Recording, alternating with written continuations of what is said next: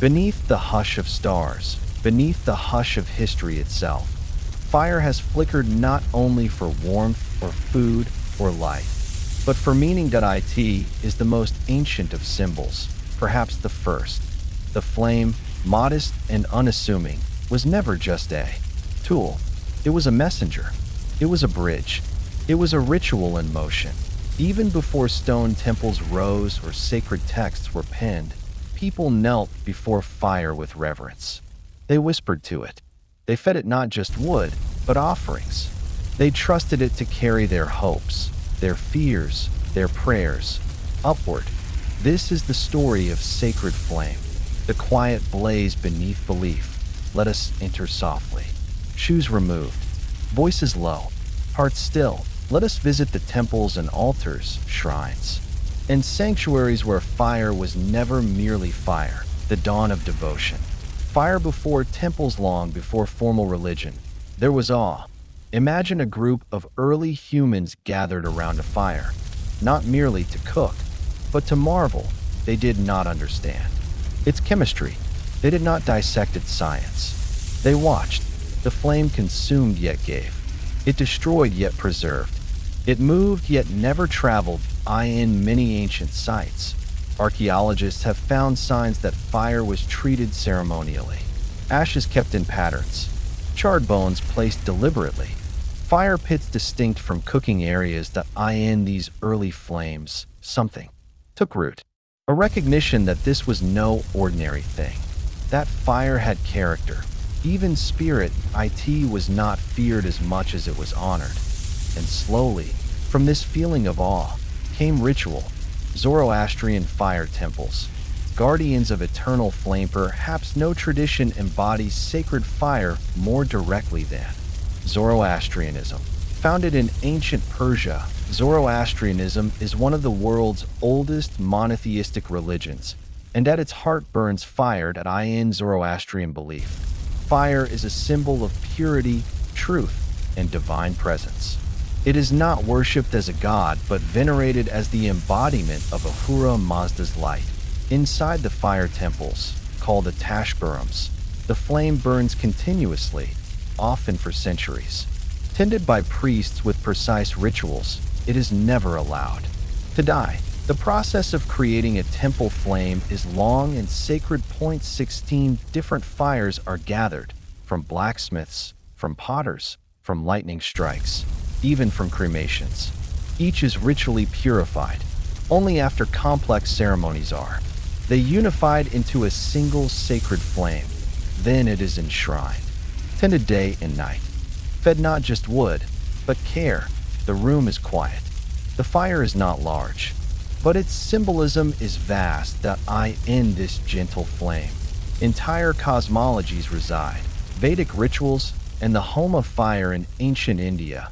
The Homa or Yajna ritual centered entirely around fire, performed by Brahmin priests. The ritual involved a sacred fire altar built with mathematical precision. Offerings, ghee, grains, herbs, were poured into the flames with chants and invocations. Fire was the courier, the medium through which gods were reached. Agni, the fire deity, was invoked as both participant and witness. The fire did not simply consume, it transported the divine to the ancestors, to realms unseen. The practice continues even today in various forms: weddings, funerals, house blessings. Always with the fire at the center, always with care. The flames do not rage. They flicker, they respond, they listen, and the smoke that rises, it is not just vapor. It is believed to carry intention. Greek and Roman sacred fires. The Greeks, too, saw divinity in fire. Every Greek city had a public hearth, a flame that symbolized the life of the community. It was housed in a prytaneon, often near the city center. In private homes, the hearth was sacred to Hestia, goddess of the domestic flame. New fires were lit from communal flames. When colonies were founded, they brought embers from the mother city's hearth. This was not symbolism. It was reality, lived and maintained. The Romans adopted this practice, and then deepened it.in Rome. The most sacred flame of all burned in the Temple of Vesta. Tended by the Vestal Virgins, the fire represented Rome itself. Its extinction was considered a dire omen. The Vestals lived in seclusion. Their service was lifelong, and their task, keeping the fire alive, was both humble and monumental. A few logs, a small blaze, yet an entire empire leaned on its light. Fire in Jewish and Christian tradition. Fire appears often in Judeo-Christian texts, frequently as a symbol of divine presence. In the Hebrew Bible, Moses encounters God in a burning bush, a flame that does not consume. In the desert, the Israelites are led by a pillar of fire by night. The temple in Jerusalem once held an eternal flame on the altar. In Christian liturgy, fire carries deep meaning. The Paschal candle, lit at Easter, symbolizes Christ's resurrection. It is a singular flame in a darkened church, and from it, others are lit, light spreading gently, person to person. In monasteries, vigil candles burn continuously before icons and altars. They are tended with reverence. They flicker quietly, whether noticed or not. These flames are not dramatic. They are constant, unassuming. They remind the faithful of presence, of peace, of continuity. Fire in East Asian ritual and ancestral worship. In many East Asian traditions, fire is linked not just to gods, but to ancestors. In Chinese homes, ancestral altars often feature small oil lamps or incense flames. These are not for illumination, but for connection. During festivals like Qingming, families light candles and burn joss paper, symbolic offerings for the departed. The act is quiet. The fire is small, but the meaning is profound. In Japan, the Obon festival includes floating lanterns, Toro Nagashi, set adrift to guide ancestral spirits. The flames dance on water, each one a memory, a soul, a whisper. Even in Buddhist temples, rows of butter lamps glow with intention, each lit as a merit, a prayer, a hope. There is no rush. There is no noise. Only the soft crackle of quiet devotion. Indigenous sacred fires, circles of connection across indigenous cultures. Fire remains central to spiritual life. In many Native American traditions, the sacred fire is kept during ceremonies and gatherings. It is not just for warmth. It is alive. It is greeted. It is smudged. It is sung to. The firekeeper has a role not unlike that of a priest. They do not merely manage fuel. They listen. Each fire has a purpose. Healing, guidance, storytelling. Smoke rising from cedar or sage becomes part of the ritual. The fire is a relative. It sees. It teaches. In Australian Aboriginal ceremonies, fire connects people to the dreamtime, the spiritual realm of ancestors. In African traditions, fire may accompany drumming, dance, or trance states. Each flame is part of a web, of land, of spirit, of people. The sacred flame today, even in our modern world, fire continues to hold sacred meaning. Candles lit in churches, flames kindled on menorahs, bonfires built on solstice nights, vigils held by candlelight. Even a birthday candle carries something sacred, a wish, a breath, a pause. And though we no longer rely on fire as we once did, we still gather around it in moments of grief, joy, or reflection. We light candles for those we've lost. We carry torches in Olympic ceremony. We protect eternal flames at war memorials. These are not just traditions. They are human truths. That fire, when tended with care, becomes more than fuel. It becomes memory, connection, spirit, and in its glow, across every century, we glimpse something timeless, not loud, not showy, just warm, just quiet, just sacred. There is a silence to domestic fire, a gentleness, a familiarity passed down through generations, not in words, but in gestures. A log added with care, a kettle nestled beside the coals, A flickering flame that waltzes across stone walls, throwing sleepy shadows on family faces. While fire has forged empires, fueled revolutions, and powered machines, it has also, quietly, faithfully, lit the corners of our homes. Let us now turn inward, away from furnaces and engines, into kitchens, parlors, huts, mansions. Let us warm ourselves by the fires that welcome generations home. The hearth, the first room within the house in the very beginning.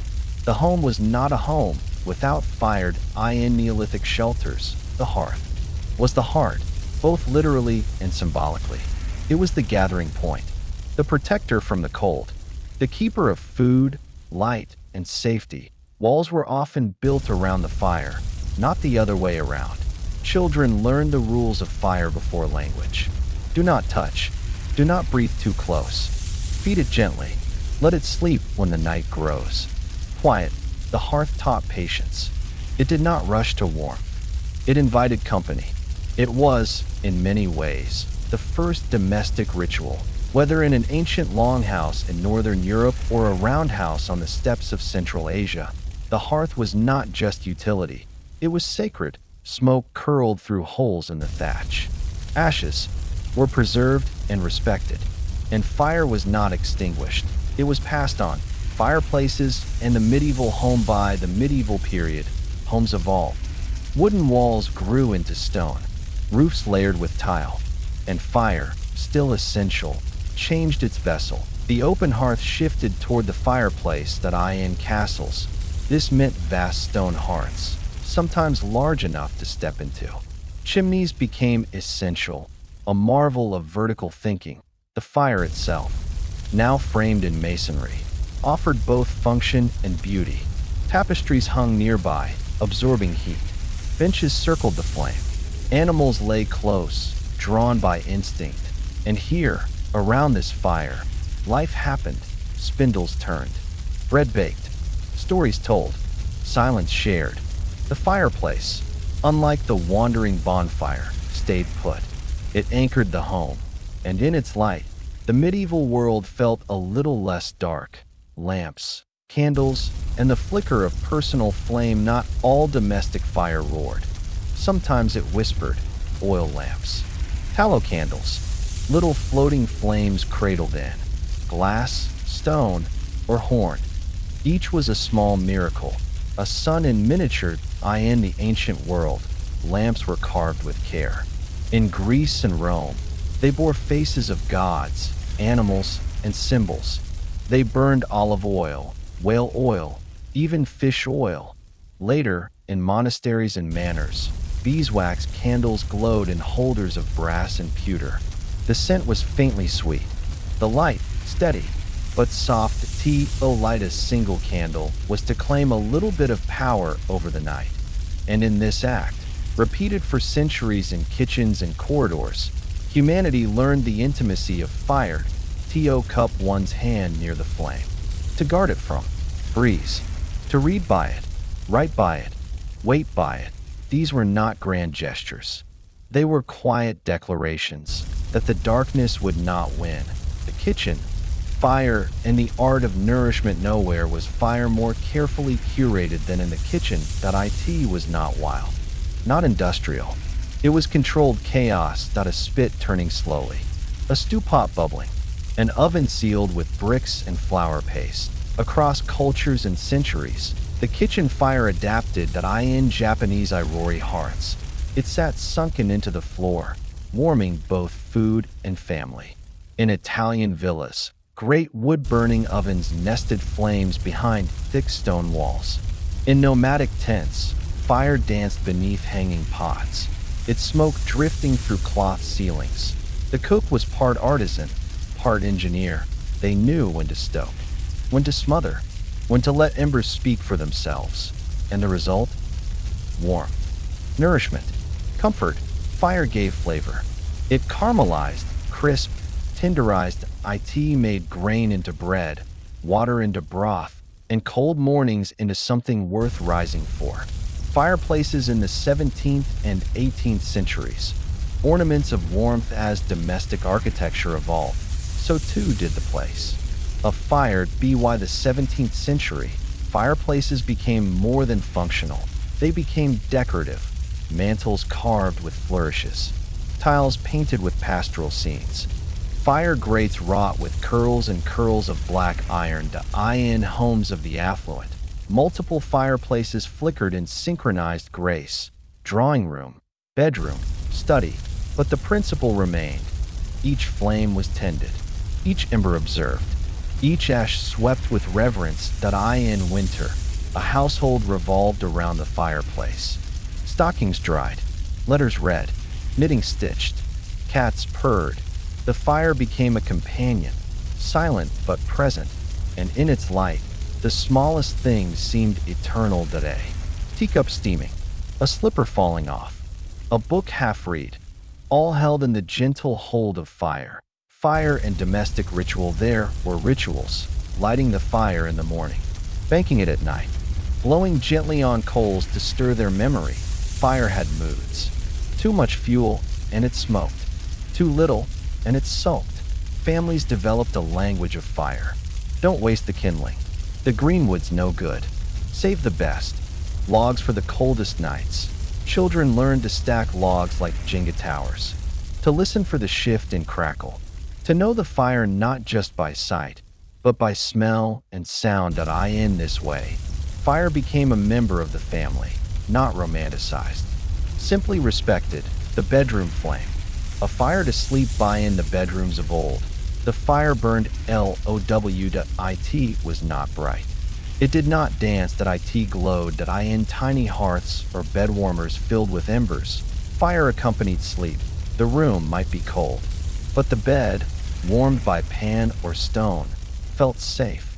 And in the flicker of that last light, dreams began. Poets wrote by this glow. Lovers whispered beside it. Letters were sealed with its wax, and when it died for the night, it did so without complaint. Tomorrow, it would return. Fire and memory ask an old soul what they remember from childhood, and they might say, the fire, the warmth, the smell of smoke in their hair, the slow toast of bread on a long fork, the orange light flickering across walls. Fire holds memory. It does not need to shout. It glows with the weight of quiet repetition. 1,000 nights, 1,000 dinners, 1,000 conversations, all held within a single ash-streaked stone, and still it waits. In cabins, cottages, and corners of the world, fire has not left us. It has simply softened. The fire that once flickered in small hearths and glowed gently in village forges began to change. It grew, it spread. It left behind the soft crackling of home and wandered into the yawning mouths of chimneys and chimera-like engines. It no longer waited to be coaxed into life with flint and tinder. It was summoned by machines, fed by coal, directed by hands wearing soot like skin. The Industrial Revolution was not a quiet era, but beneath the whistles, the grinding gears, and the great mechanical sighs of steam and smoke, fire remained the hidden heart. It pulsed in furnaces. It roared in boilers. It hissed beneath steel. And yet, as ever, it obeyed no master. Let us now drift into the factories, those fire-lit cathedrals of iron and ambition. Let us walk softly into the smokestacks of the 18th and 19th centuries, where fire did not warm but worked, from hearth to furnace. Fire reimagined before industry. Fire was intimate. A few logs, a few stones. It cooked meals, softened metals, and warmed beds.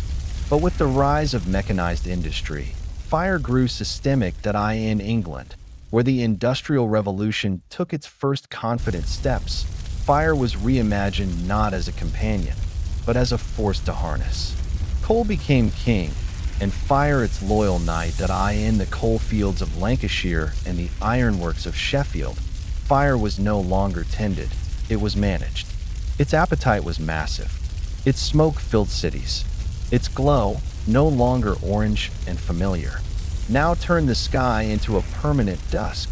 This was the new fire, impersonal, unblinking, unresting, and yet utterly indispensable. The steam engine. A fire in a cage at the heart of the Industrial Revolution stood the steam engine. Its function was mechanical, but its soul was fired at a coal-fed furnace heated water in a sealed boiler, producing steam that expanded and moved pistons. The process was simple. The result, revolutionary. It-powered textile mills, locomotives, and mines. It made time faster. It made labor relentless. It turned villages into cities and silence into noise. But behind every great steam-powered leap was a quiet coal fire, burning in a dark chamber. Unseen, steady, vital, James would improve the efficiency of steam engines. But it was fire that gave them life. Without flame, the engine slept. With flame, the world turned faster. The foundries, where metal met fire, perhaps nowhere was fire more worshipped than in the great foundries and forges of the 19th century. Imagine a long hall, open like a cathedral, molten metal glowing like a second sun, sparks bursting in sudden applause, workers moving slowly, rhythmically, black silhouettes in the orange glowed. In Birmingham, Pittsburgh, and Essen, foundries shaped the age. They smelted iron and poured it into molds. They forged steel girders, cannon barrels, railway tracks. The fire here was not for comfort. It was a craftsman. It softened ore. It whispered to iron, coaxing it to bend, to stretch, to become. The men who worked these fires often bore burns and scars. Yet they returned, day after day, into the glow. Fire was brutal. But it was also beautiful. It was the poetry of industry. Coal, black stone, red flame. The engine of the industrial age ran on coal. Deep beneath the earth, miners chipped away at veins of black rock. Ancient forests pressed into stone over millennia. This coal was hauled up in carts, dumped into bins, shoveled into furnaces. It burned hot and long. Hot enough to smelt metal. Hot enough to drive pistons. Hot enough to change the weather. Yes, the weather. Coal fires in cities like London and Manchester produced a constant fog of smoke. Smog. The sky darkened. The lungs thickened. In 1952, the Great Smog of London, caused by countless coal fires and stagnant air, killed thousands. Fire, long humanity's friend, now began to turn, not maliciously, simply, indifferently. It burned as instructed. But the cost lingered in every breath. The factory fire, tragedy in the flames. Wherever fire is confined, the danger of escape remains. In crowded textile mills and matchstick factories, fire was both tool and threat. The Triangle Shirtwaist Factory fire in New York City in 1911 killed 146 garment workers, most of them young women. The cause? A dropped match. Locked doors. Overcrowded conditions. The fire rose through the building like a scream. Workers leapt from windows. The city watched, helpless. That single fire reshaped labor laws, fire codes, and safety regulations. But more importantly, it reminded the world, industrial fire is not tame. It waits. It watches. And when the balance is lost, it consumes. Fire at the heart of transportation. The locomotive, the steamship, even the early automobile, each bore fire in its chest. Coal shoveled into boilers, wood fed into furnaces, engines puffing like dragons. On the great railways stretching across continents, fire enabled motion, not through muscle or wind, but pressure and heat. Every ticket punched was a tribute to fire. Every whistle a steam kissed him. The ships that crossed oceans bore fire in their bellies. The Titanic herself had 29 boilers, each fed by hundreds of stokers, shoveling coal in endless shifts. It was fire that carried letters across oceans, families across nations, wars across continents. Fire did not sail, it propelled. The fireman, a new kind of worker. As fire grew industrial, so too did its tenders. In locomotives, ships, and factories, a new job emerged. The fireman, not a firefighter, but one who fed the fire. He wore gloves, He bore a shovel. He moved in rhythm, one scoop after another. It was exhausting, infernal work. And yet, it was precise. Too little coal, and the engine slowed. Too much, and it overheated.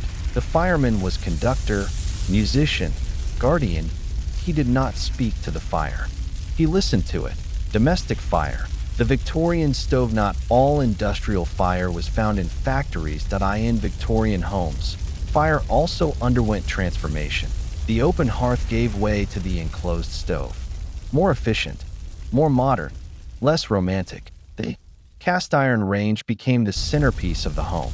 It cooked meals, heated irons, warmed water. Children dried boots beside it. Letters were warmed before reading. Cats curled on nearby mats. It was a gentler echo of the industrial inferno, scaled down for the parlor. And yet, the relationship remained. Fire provided, and we respected it. Behind every kettle, a coal. Behind every dinner, a flame. A sky of smoke.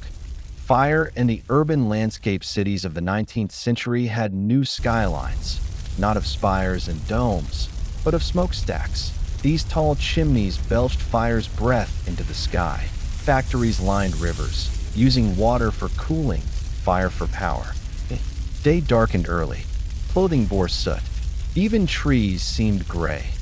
Painters of the time, like J.M.W. Turner, captured this fire-touched world in swirling skies and burning horizons. Cities became canvases of coal and cloud. And yet, within the gloom, fire glowed as promise. Of progress, of power, of permanence. It was beautiful, even as it blackened. Fire at war. Industry and weaponry. Industrial fire also fed the factories of war. The Crimean War, the American Civil War. Wars of musket gave way to wars of shell. Cannons and rifles were forged in fire. Gunpowder packed in metal. Trains moved troops. Steamships blockaded coasts. Fire no longer merely ended battles. It enabled them, and the factories worked through the night. Furnaces roared as cities slept. Fire shaped bullets. It shaped borders. Even as it destroyed, it created. Not all fires warm the hearth. Not all fires illuminate books or temples. Some fires leap from the shadows of discontent, stoked by injustice, fanned by desperation, and lit by those who could no longer whisper. These are the fires of rebellion. Of burning palaces and scorched proclamations. Of torches carried into the dark. Of symbols and statements. Of desperation turned to spark, spark to flame, flame to storm. And yet, even here, amid upheaval and rage, fire follows its own history. Slow and ancient, measured even in chaos. Its story curls gently around the stories of revolution, as if reminding us, this, too, is part of the human saga. Let us walk slowly, carefully, among the ashes. Fire as protest, a language of flame. Long before the invention of the printing press, long before mass demonstrations, before social media and declarations, there was fire. To burn something was to make a statement, to torch a document, an edict, a symbol of rule. It spoke louder than any word. It was a way to say no, even when no one dared to speak aloud. In medieval villages, the peasantry sometimes burned effigies, not just straw men, but stand-ins for taxes, for landlords, for kings. A mock execution by fire. The flames mocked the unreachable. In the late Roman Empire, rebellious groups torched granaries as acts of economic sabotage. Food was power. Burning it was a threat. Centuries later, in 14th century England, the peasants' revolt included the burning of tax records and manorial archives. The targets weren't people, but paper. Paper that bound generations to servitude. When the records burned, so did memory, so did ownership, so did control. Fire was the tool of the voiceless, and it never shouted. It crackled. The gunpowder plot and bonfire memory. In 1605, a group of English Catholics, most famously Guy Fawkes, planned to blow up Parliament. Their plan failed. but their fire lingers. Each year on November 5th, Britons light bonfires, burn effigies, and send sparks into the sky. Officially, it's a celebration of the plot's failure. But beneath it, older meanings flicker, celebrations of rebellion, renewal, and the mysterious satisfaction of fire shared in the open air. The bonfire is both warning and invitation. It says, we remember. And also, we could try again. Fire remembers rebellion long after the rebels are gone. Fire and revolution, the great revolutions of the modern era, are marked not just by slogans, but by smoke. In Paris, during the French Revolution, entire neighborhoods were lit with revolutionary fire, both metaphor and material. Royal documents, insignias, carriages, all fed to the flame, not to warm, but to erase. In America, colonial protests often included the burning of British symbols, the King's portrait, the Union Jack, tax documents. In Boston, effigies were hanged and set alight before the first musket was fired. In Haiti, fire accompanied liberation. Plantations burned in the night, first in secret, then in proud defiance. The enslaved lit torches, and by firelight, the shape of a free Haiti was imagined. Revolution and fire remain intertwined, not because fire is violent, but because it is final. What burns does not return. Fire and literature, books in the flames when regimes change or dogmas clash. Books often suffer first. In 213 BCE, China's first emperor, Qin Shi Huang, ordered the burning of many Confucian texts. Knowledge that challenged his power, reduced to a sh. In 1933, Nazi supporters in Germany staged infamous book burnings. Volumes by Jewish, socialist, and liberal authors were thrown into flames across Berlin. It was not spontaneous, it was choreographed. The burning of books has always been more than censorship. It is ritualistic destruction of thought. And yet, fire doesn't always obey its masters. In some cases, flames meant to silence have only spread curiosity. A burned book becomes legend. A forbidden word becomes sacred. Even when pages burn, the idea persists. Fire may consume paper, but it also reveals what frightened the burner. The flames of uprisings, from Warsaw to Soweto in the Warsaw Ghetto Uprising of 1943, flames rose not from revolt alone, but as response. The Nazis set fire to buildings to flush out resistance. Yet from the ashes, defiance grew stronger. In 1976, in Soweto, South Africa, student protests against apartheid sparked widespread unrest. Police opened fire, but in response, the youth lit their own fires, burning vehicles, barriers, and symbols of the state. It was not mindless destruction. It was pain, given form. In Prague, in 1969, Jan Palach set himself on fire in protest of Soviet occupation. His death was a fire seen across borders, a silent cry louder than any banner. And in modern times, images of protests often show fires burning, not from chaos, but from fury shaped into action. A trash bin lit in rage. A car aflame in a city square. A building emptied and torched. Each flame is a sentence in the long, quiet manifesto of the powerless. Fire and memory. Burning as catharsis sometimes. Fire is used after the rebellion, not to fight, but to let go. The end of World War II. Collaborators' homes were burned in many countries, not as official policy, but as spontaneous rituals of community cleansing. In Argentina and Chile, documents from oppressive regimes were burned when democracy returned. It was both erasure and ceremony. More recently, in transitional justice programs, symbolic burnings have been part of healing. Burning uniforms, burning flags, burning remnants of war. Even on the personal scale, fire is cathartic. People burn. Old letters, photographs, names. To burn is to draw a line. To say, that chapter is closed. Flame becomes closure. The smoke carries it away. Controlled fires. Protest as performance. Modern protests often use fire carefully, controlled, even choreographed. Paper lantern vigils. Candlelit marches. Torches raised in silence. Fire installations in art protests. Burning effigies with precision and planning. The fire becomes message. Not destruction, not violence, but focus. It draws the eye. It gathers people. And it tells a story that words sometimes cannot. In these moments, fire regains its mythic past. Not merely a tool, but a symbol. It glows. It dances. It listens. If the hearth fire cradled the rhythms of domestic life, quiet, familiar, intimate, then fire in industry was its ambitious cousin, louder, stronger, determined to reshape the world.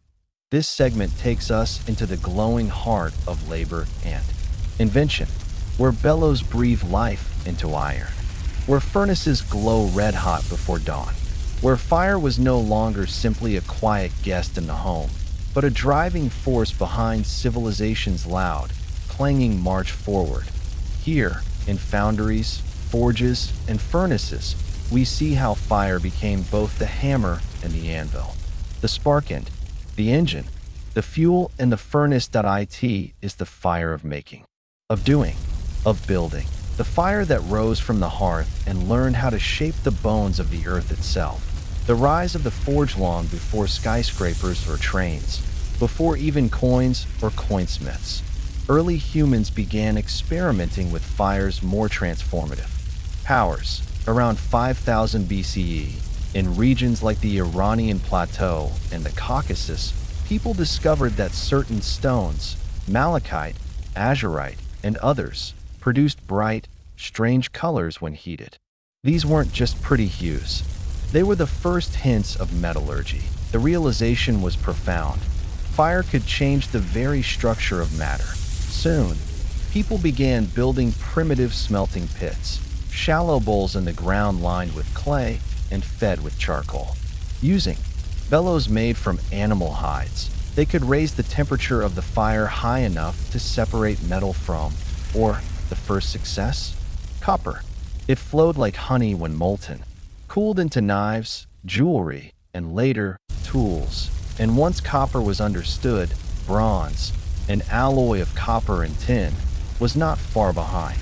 The Bronze Age had begun, and with it, the long marriage of fire and metal. The blacksmith's world. If the potter's kiln was the fire of form, the blacksmith's forge was the fire of strength. From roughly 1200 BCE onward, especially across Europe and the Near East, blacksmiths became central figures in society. In small villages and growing cities alike, the rhythmic sound of hammer on anvil became a familiar part of daily life. The forge was a sacred space, dark, hot, filled with smoke and sparks. Iron bars were heated until they glowed orange, then beaten into shape. Horseshoes, nails, weapons, hinges, farming tools, all were born in fire, shaped by hand, cooled in water, and polished with care. Blacksmiths were often solitary, seen as mystical figures. After all, they worked with the gods' element. In many mythologies, smiths were divine. Vulcan in Rome, Hephaestus in Greece, Wayland in Norse legend. To stand in a forge was to stand in a place of transformation, where stone became steel, and where fire whispered not of stories and soups, but of cities yet to rise. The fire of mills and mechanisms. As the medieval period gave way to the early modern world, fire's reach expanded. In addition to forges and kilns, fire began to power machines. Point 1. Early example: water wheels and fire-powered bellows in large-scale ironworks. In England, France, and the German states, the 14th and 15th centuries saw the growth of blast furnaces. Large stone towers filled with iron ore and charcoal, stoked continuously by roaring fires that reached temperatures of nearly 600 degrees C. These were not village forges. They were industrial giants. Their smoke stained the skies for miles, and the iron they produced, stronger than bronze, more abundant than copper, would be the backbone of tools, weapons, nails, hinges, and even the earliest rails. Fire, once confined to the hearth, now roared across entire valleys. The IT fed not just homes, but economies. The coal revolution, the transition from wood to coal, was one of the most profound shifts in the history of fire. Charcoal, made from slow-burning wood, had long been the preferred fuel of metalworkers. But it had limitations. It required vast amounts of forest and burned quickly. Coal, especially the hard, black variety known as anthracite, burned hotter, longer, and more efficiently. It was dirty, yes, and it smoked thick and sour, but it was powerful. By the 17th century, coal mining had become a major industry in parts of Britain and northern Europe. Entire towns sprang up around mines. Coal-fed kilns, forges, and furnaces burned day and night. The Ironbridge Gorge in England, often called the birthplace of the Industrial Revolution, was powered by coal. There, in 1709, Abraham Darby successfully smelted iron using coke, a form of processed coal, for the first time. It was a breakthrough, and it meant that fire, now fed by the very bones of the earth, could build on a scale previously unimaginable. Steam and the fire engine, of all the transformations fire enabled, perhaps none was as world-changing as the steam engine. Invented in various forms in the 17th and 18th centuries, perfected by James Watt and others, the steam engine used fire to boil water, creating steam pressure that drove pistons, wheels, and gears. For the first time, human and animal power were no longer the limits of labor. Fire could move ships, pull trains, lift or grind flour. Steam engines became the heartbeat of factories across Europe and the Americas, textile mills in Manchester, pumping stations in London, mines in Pennsylvania, each one powered by a small, controlled inferno.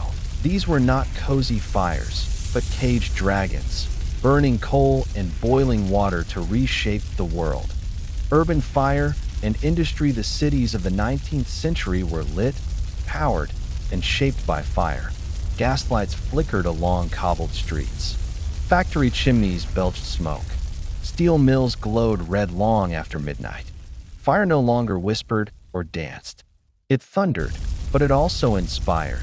Painters like J.M.W. Turner captured the eerie beauty of fire-lit industrial landscapes. Writers spoke of satanic mills and cities forged in flame.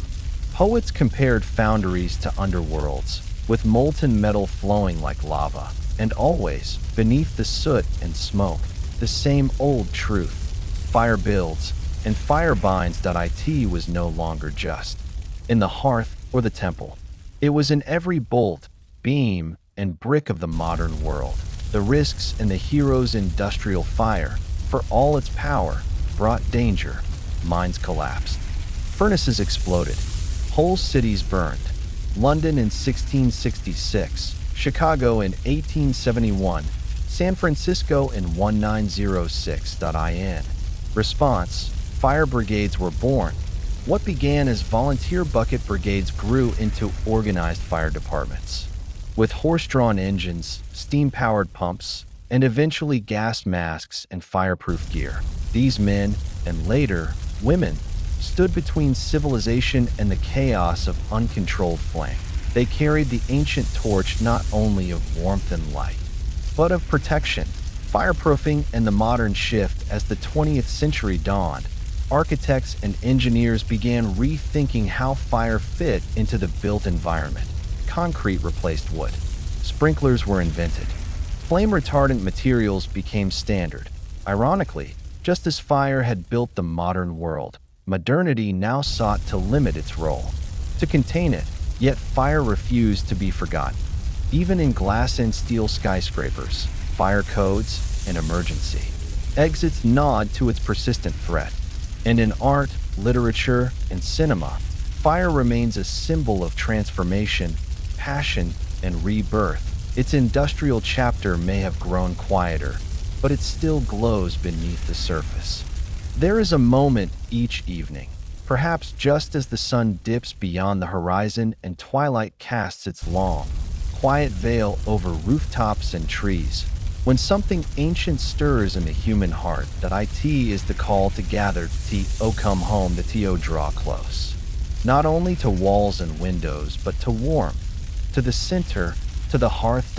In this segment, we walk slowly through the long and gentle evolution of the hearth fire, no longer merely a tool for survival or a sacred flame for the divine.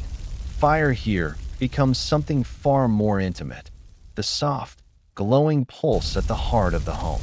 It is where bread is baked, stories are told, and generations pass their evenings in peace. This is the fire of family, of laughter, of gentle routine. The kind of flame that does not blaze with power, but hums with quiet reassurance. The first hearths, long before chimneys and kitchens, early humans began to build something special, a central place within their dwellings specifically for fire. These were not just scattered campfires, but carefully built pits or stone circles located at the heart of huts, caves, or tents. In places like the Middle East and Central Europe, archaeological digs have uncovered homes from 10,000 years ago, round structures with a ring of blackened stones in the middle, surrounded by clay floors, low walls, and the remnants of soot on the ceilings. Here, fire was not only for cooking, it was the beating heart of domestic life. The smoke curled upward into holes or vents, sometimes staining the thatch above. Meat roasted slowly. Clay pots bubbled gently. Infants dozed in the arms of mothers as flickering light danced on the walls. For the first time in history, fire was not something to be feared or revered alone. It was something to live beside, hearth. As center of the household, the word hearth is one of the oldest in the English language. It is closely related to heart, and for good reason. In many cultures across Europe and Asia, the hearth was quite literally the center of the home, not just architecturally, but socially.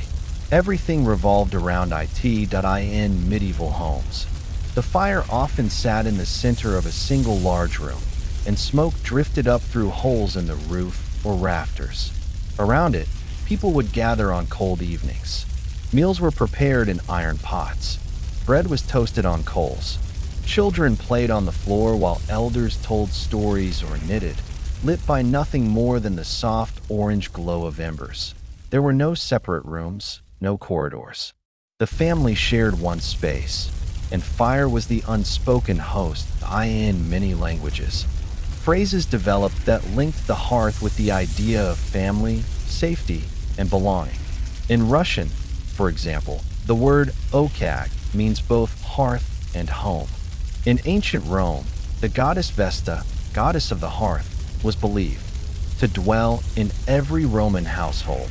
Her presence honored each day through the tending of the family flame. Fire was not simply furniture. It was a presence.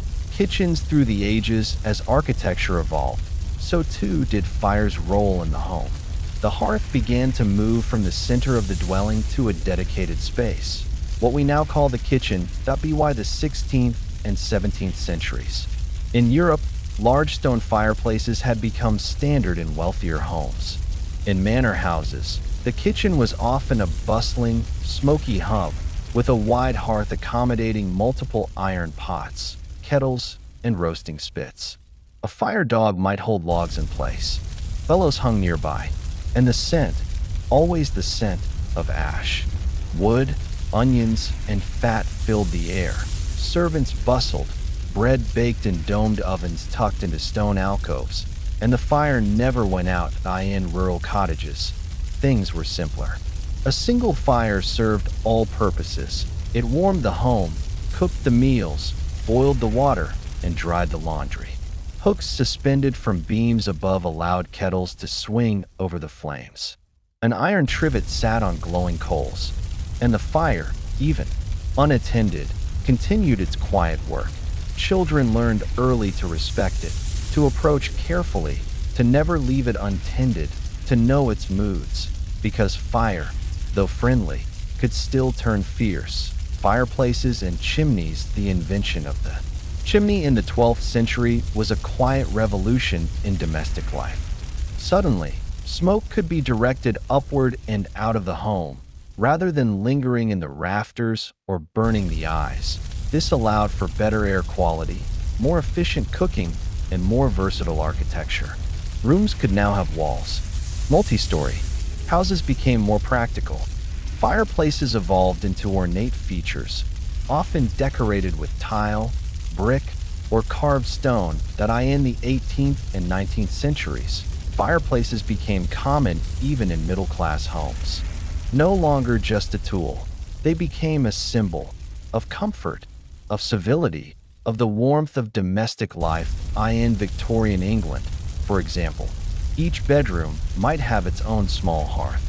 In the evenings, families would gather in the parlor around the fire, reading aloud, playing music, or simply watching the coals glow as a quiet hush settled over the room. It was the golden age of fire as companion. The firewood ritual, a home hearth, also required fuel, and this created its own rhythm in daily life. Gathering firewood was a chore shared by all ages. Boys might chop logs. Girls might collect kindling. Stacking wood in neat piles became a seasonal art, with families preparing for winter by building small towers of oak, birch, or pine. There was an entire etiquette to firewood. Seasoned wood burned cleaner. Too much green wood made smoke. Ash could be reused for soap making or gardening. Even the act of building a fire was considered a skill, starting with newspaper or dry twigs, laying logs just so, coaxing the flames until they took hold in each home.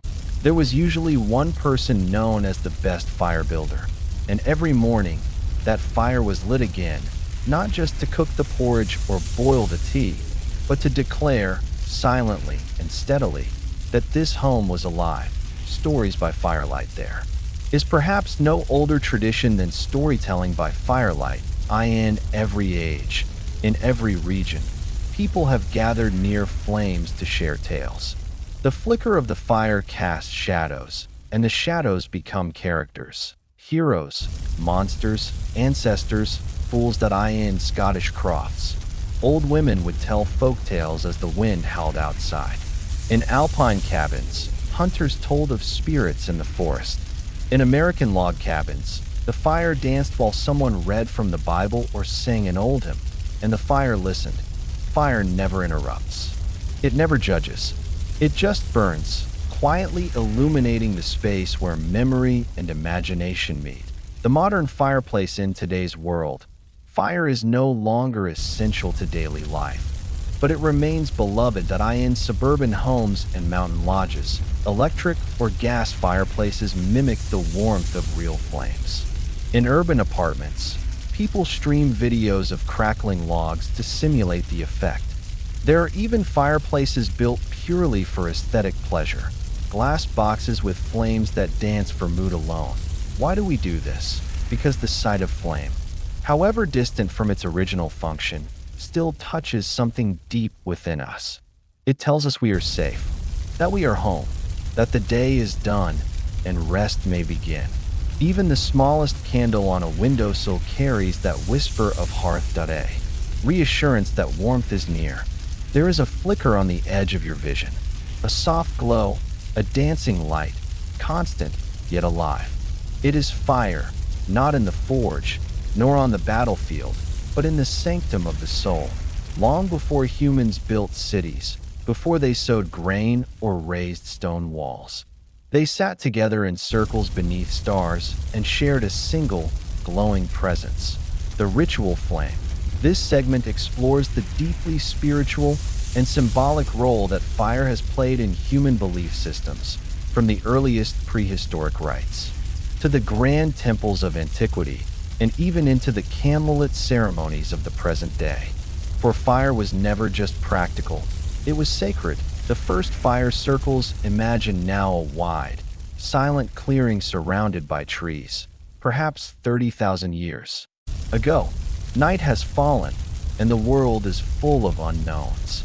Predators, shadows, the endless, star-filled sky.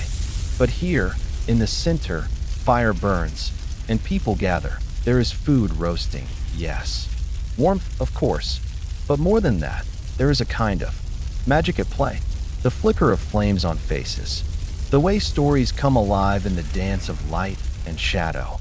The silence when someone speaks. This is the first theater, the first ritual, the first gathering of meaning. From the beginning, fire was used to mark transitions, from day to night, from life to death, from one world to another. Archaeologists have uncovered prehistoric burial sites surrounded by charred wood, suggesting that fire was present in funerals long before writing existed. It may have been used to guide the spirit, to cleanse, to protect. From this quiet, ember-lit beginning, fire grew into a universal symbol across cultures, across continents. Zoroastrian fire temples in ancient Persia, fire was not just symbolic, it was central. The religion of Zoroastrianism, which may have influenced Judaism, Christianity, and Islam, considered fire to be a visible sign of truth and purity. In the temples of fire, an eternal flame was tended by priests who devoted their lives to keeping it alive. It was never to be extinguished, never to be neglected. Even today, in places like Yazd, Iran, one can visit fire temples where the sacred flame is said to have burned for over 1,500 years. The fire was not worshipped as a god, but as the most pure and honest of elements, always revealing, always. Cleansing.it is difficult not to be moved by the sight of a lone priest, clad in white, placing sandalwood gently upon an ancient flame, whispering prayers passed down for generations. The Jewish eternal light, the concept of eternal flame, also exists in the Jewish tradition. In synagogues across the world, you will find a netamid, a lamp that burns constantly above the ark where Torah scrolls are kept. Its light echoes the biblical menorah, which once burned in the first and second temples in Jerusalem, and now serves as a reminder of God's eternal presence. That it is subtle, quiet, but its message is powerful. Light must never go out, even in darkness. Vedic and Hindu fire rituals in India. Fire rituals go back thousands of years and remain deeply woven into everyday life. The Agni, or fire god, is one of the most ancient deities in Hindu scripture. In Vedic times, priests known as Brahmins would perform yajnas, rituals involving offerings of ghee, grain, or herbs into a sacred flame. The fire became a messenger, carrying prayers from earth to the heavens. Even now, in Hindu weddings, the couple circles of fire 7 times. In funerals, the pyre is lit by the eldest son. In Diwali, candles and oil lamps are lit to guide prosperity and chase away darkness. The flame is both the witness and the participant in sacred events. Fire in Greek and Roman ceremony. In ancient Greece, fire played a central role in temple life. Each city had a public hearth dedicated to Hestia, goddess of the home and hearth. The flame was considered sacred to the community, and new colonies would take embers from the old city's hearth to light fires in the new land, a symbolic connection across distance and time. The Romans adopted this practice, dedicating their eternal flame to Vesta, Hestia's Roman counterpart. The Vestal virgins, priestesses of high status, were tasked with maintaining the fire in the temple of Vesta. If it ever went out, it was considered an omen of disaster. These flames burned in silence, surrounded by marble and shadow, yet their significance roared louder than any army's march. Christianity and the candle. In Christian tradition, fire often takes the form of the candle, the humble bearer of light in darkness. Candles are lit during prayer, vigils, Advent, Easter, and funerals. The Paschal candle, a large white pillar of flame, is lit during the Easter vigil to symbolize Christ's resurrection, life overcoming death. The flame, tiny though it may be, represents hope, renewal, and the divine. Monks in medieval monasteries would chant the hours by candlelight. Pilgrims walked by lantern. The The flicker of fire guided both body and spirit. Fire in indigenous ceremony in many indigenous cultures around the world. Fire is a connector between generations, between the seen and unseen, between land and sky in Native American traditions. Sacred fires are lit for sweat lodge ceremonies, storytelling, purification, and honoring ancestors. In Australian Aboriginal culture, fire is used in songlines and as part of the dream time, the spiritual fabric of existence. To light the fire is to begin something meaningful. To gather around it is to remember what came before, the candle of memory. In the modern world, we still light candles at vigils, at gravesides, in windows. Even when electricity is everywhere, we return to flame for its intimacy, its calm, its honesty. There's a reason we speak of eternal flames at war memorials, at sacred sites. The fire we light for remembrance never burns wildly. It glows. It comforts. It holds vigil with us. Even in a world of steel and screen, flame retains its ancient role. Let us imagine now, in the closing quiet of the night, a ceremonial circle. Perhaps there is no religion, no label, just people. They sit around a central flame, faces lit softly, eyes closed or open. The fire flickers, breathing with them. There is no need to speak, no need to define. In that moment, the fire is presence. It listens. It watches. It remembers. It always has. There is a flicker on the edge of your vision, a soft glow, a dancing light, constant yet alive. It is fire, not in the forge, nor on the battlefield, but in the sanctum of the soul. Long before humans built cities, before they sowed grain or raised stone walls, they sat together in circles beneath stars and shared a single, glowing presence, the ritual flame. This segment explores the deeply spiritual and symbolic role that fire has played in human belief systems, from the earliest prehistoric rites to the grand temples of antiquity, and even into the candlelit ceremonies of the present day. For fire was never just practical, it was sacred. Fire, the first fire circles. Imagine now a wide, silent clearing surrounded by trees, perhaps 30,000 years ago. Night has fallen, and the world is full of unknowns. Predators, shadows, the endless, star-filled sky. But here, in the center, fire burns, and people gather. There is food roasting, yes. Warmth, of course. But more than that, there is a kind of magic at play. The flicker of flames on faces. The way stories come alive in the dance of light and shadow. The silence when someone speaks. This is the first theater, the first ritual, the first gathering of meaning. From the beginning, fire was used to mark transitions, from day to night, from life to death, from one world to another. Archaeologists have uncovered prehistoric burial sites surrounded by charred wood, suggesting that fire was present in funerals long before writing existed. It may have been used to guide the spirit, to cleanse, to protect.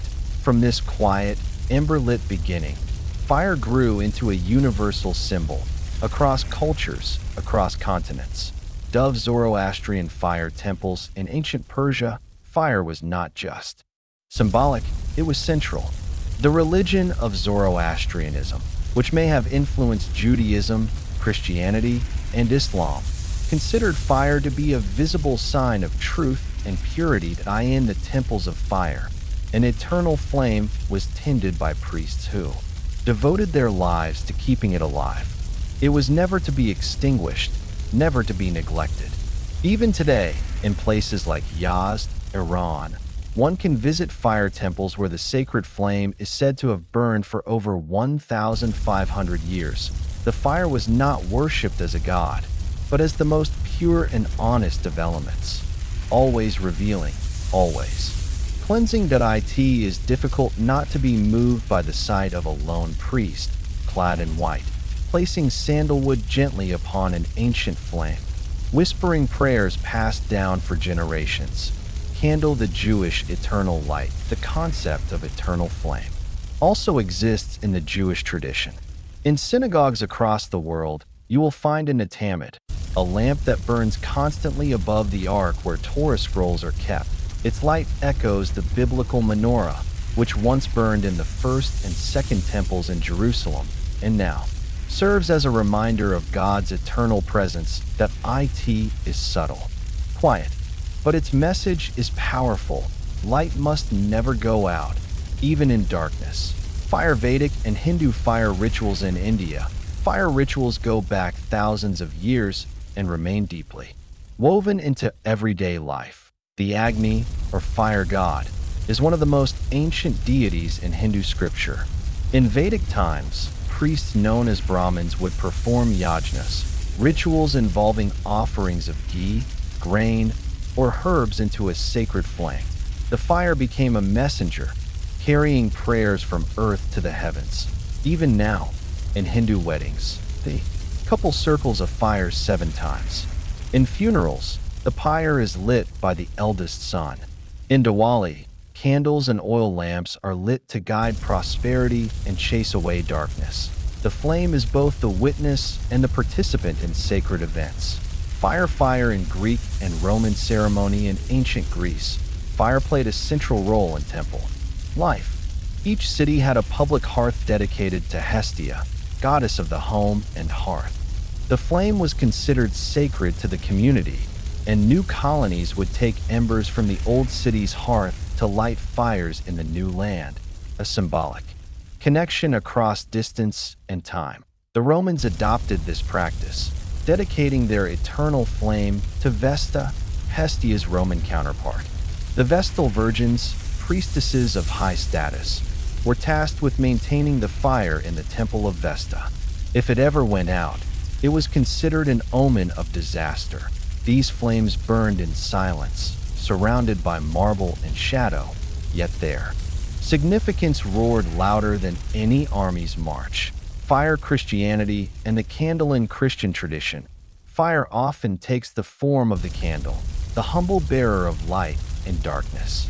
Candles are lit during prayer, vigils, Advent, Easter, and funerals. The Paschal candle, a large white pillar of flame, is lit during the Easter vigil to symbolize Christ's resurrection, life overcoming death. The flame, tiny though it may be, represents hope, renewal, and the divine. Monks in medieval monasteries would chant the hours by candlelight. Pilgrims walked by lantern.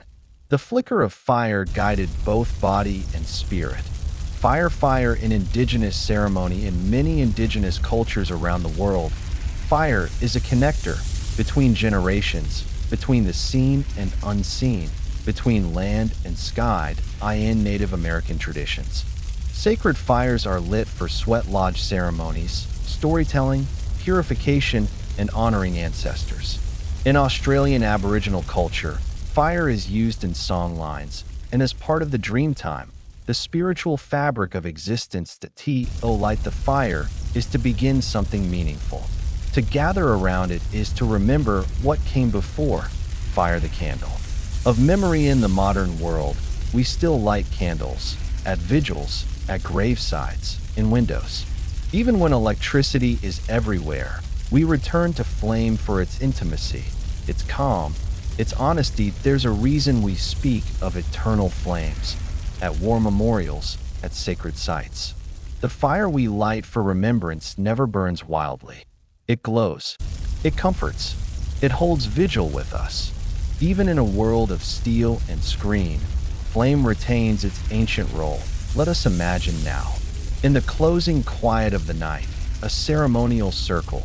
Perhaps there is no religion, no label, just people. They sit around a central flame, faces lit softly, eyes closed or open. The fire flickers, breathing with them. There is no need to speak, no need to define. In that moment, the fire is presence. It listens. It watches. It remembers. It always has. In the whispering quiet of the pre-industrial world, nestled between winding trails and thatched hamlets, there stood a building that never quite slept.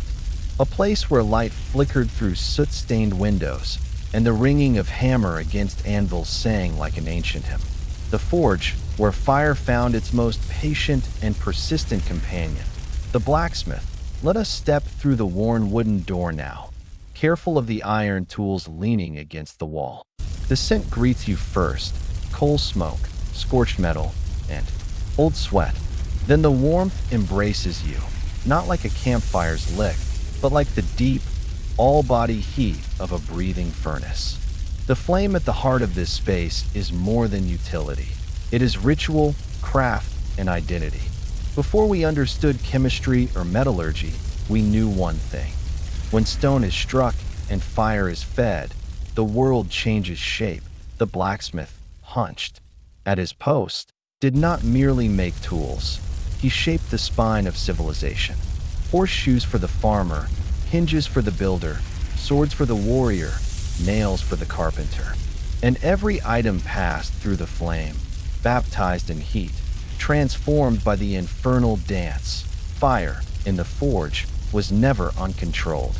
It was coaxed, fed, trained like a loyal beast. The bellows, giant leather lungs, blew steady breath into the coals, causing them to glow white and roar. The smith knew by eye when the metal was ready. Red meant too soft, orange nearly there. White hot and spitting sparks was perfection. He'd retrieve it with tongs, place it on the anvil, and begin to shape it, rhythmically, deliberately, lovingly. Clang, clang, pause, twist, clang. A symphony of utility. The hammer strikes like punctuation marks, each one moving the story of metal forward. And though the work is rough, there is an artistry in it, a muscle memory passed down through generations. Some say a smith could strike in his sleep and still find the sweet spot of every curve. This scene was nearly universal across continents. In medieval Europe, the village smithy was not only a laborer, but also a respected mediator, sometimes even a keeper of lore. In West Africa, blacksmiths were held in mystical regard, seen as intermediaries between the seen and unseen world. In Japan, the swordsmith's forge was sacred, every katana a spiritual creation, requiring days of fire, folding, and purification. In India, ancient ironworkers built massive temple gates and architectural marvels, such as the famed Iron Pillar of Delhi, which has resisted rust for over 1,000 years. And no matter the culture, the fire of the forge was revered. Even myths bowed to it. In Greek legend, Hephaestus, god of the forge, was cast from Olympus, his legs broken. But he became the divine blacksmith, creating Achilles' armor and crafting traps for gods themselves. The Roman Vulcan shared his flame.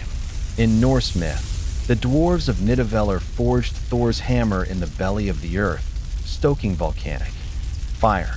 These stories weren't just fantasy. They mirrored real admiration.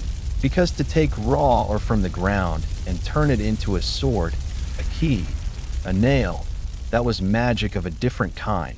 Blacksmiths, though often soot-covered and quiet, were among the few who spoke the language of fire fluently. They knew how to hold it just hot enough to mold iron without melting it.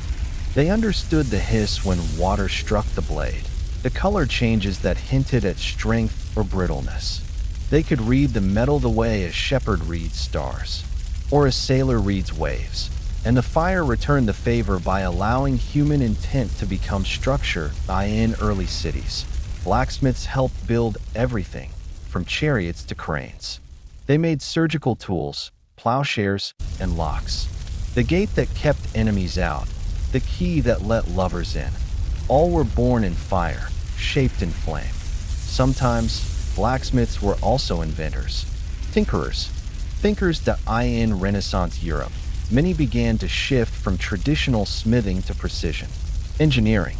The seeds of the Industrial Revolution were planted in these forges, small innovations in gearwork and metal casting that would one day birth steam engines and machines.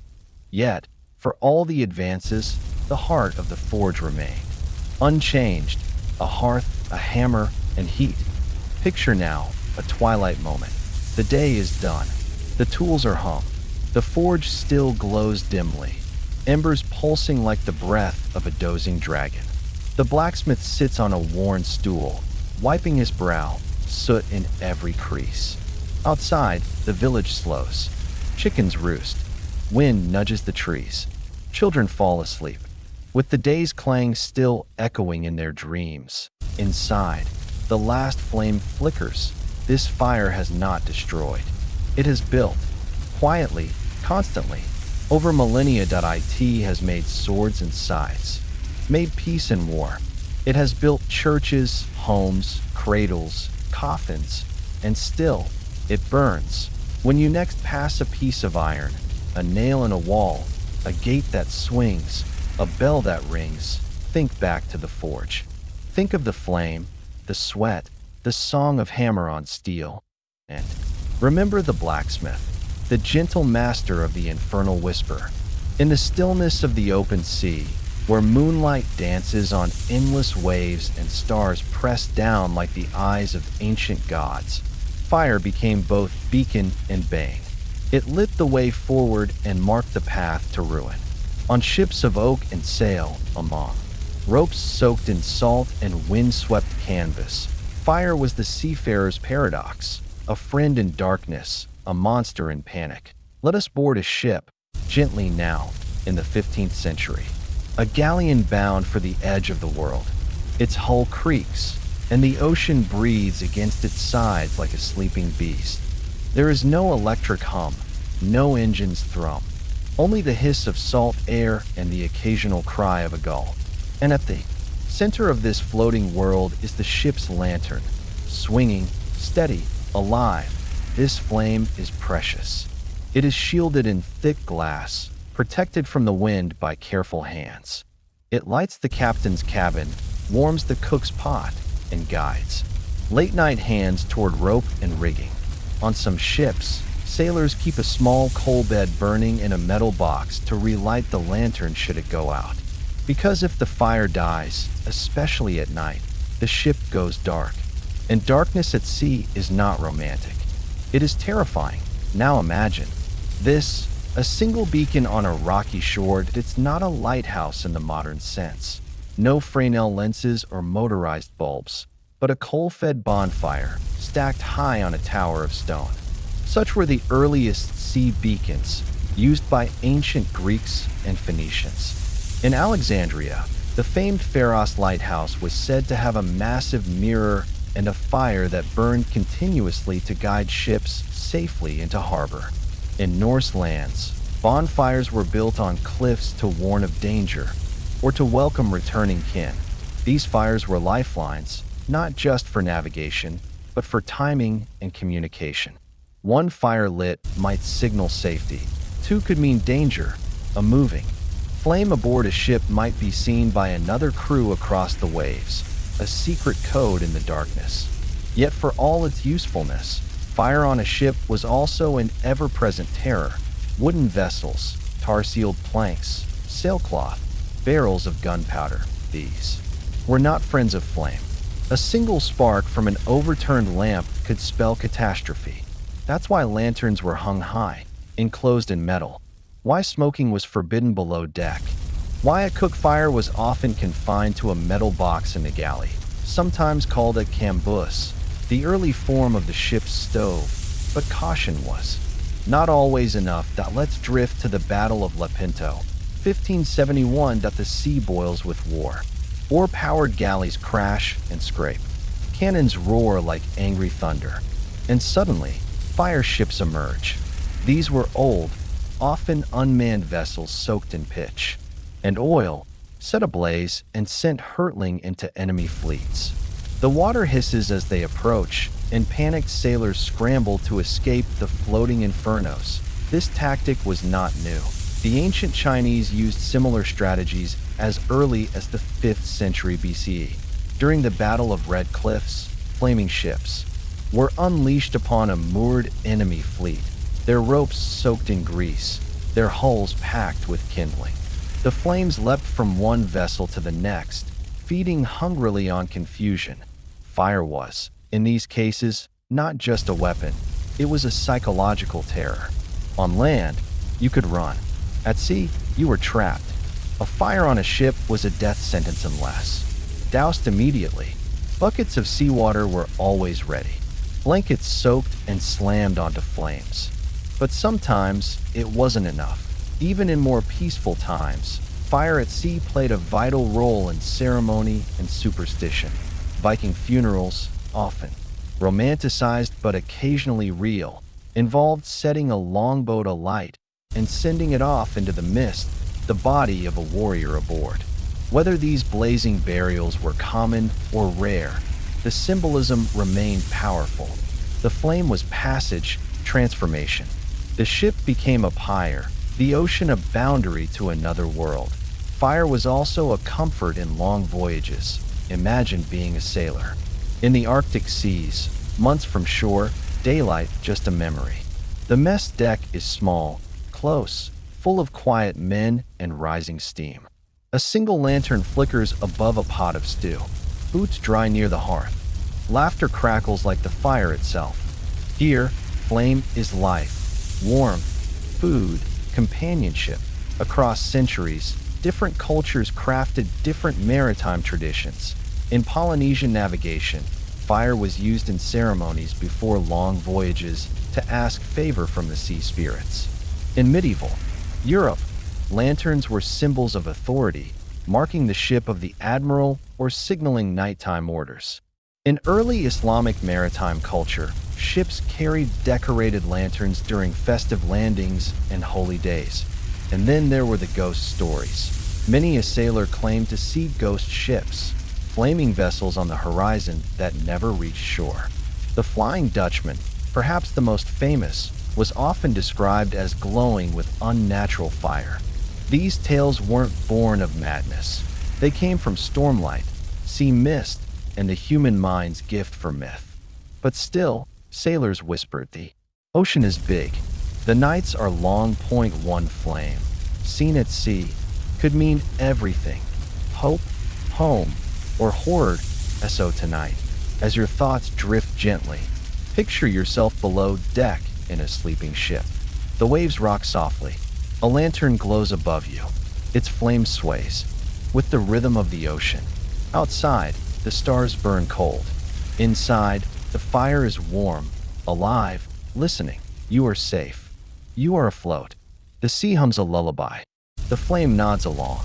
Long before science offered its luminous explanations, before matches could be struck or candles dipped in wax, fire was not merely a utility. It was a mystery, a spirit, a divine presence flickering in the night. And in nearly every culture that rose and fell across the human story, flames stood at the heart of faith.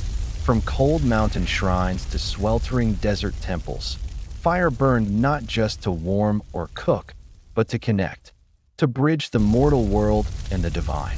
It danced in silence beside prayers, cast golden shadows across stone idols, and whispered in the language of crackles and smoke. Let us drift back to the ancient world now, slowly, gently. First, to Vesta's temple in ancient Rome. The it is morning. The streets outside are bustling, but within the circular sanctum it is quiet. Round walls of polished stone echo faint footsteps. In the center, the eternal flame flickers, neither large nor fierce, but steady, pure. It has been burning for generations. The Vestal virgins, priestesses sworn to chastity and ritual discipline, tend to it with reverence. They add sacred oil. They whisper prayers. They guard the flame as if the city's fate depends on it. Because, in the Roman mind, it does if the flame were to die. It was considered a dire omen. The punishment for allowing it to extinguish could be severe. But such was the belief in fire's divine role.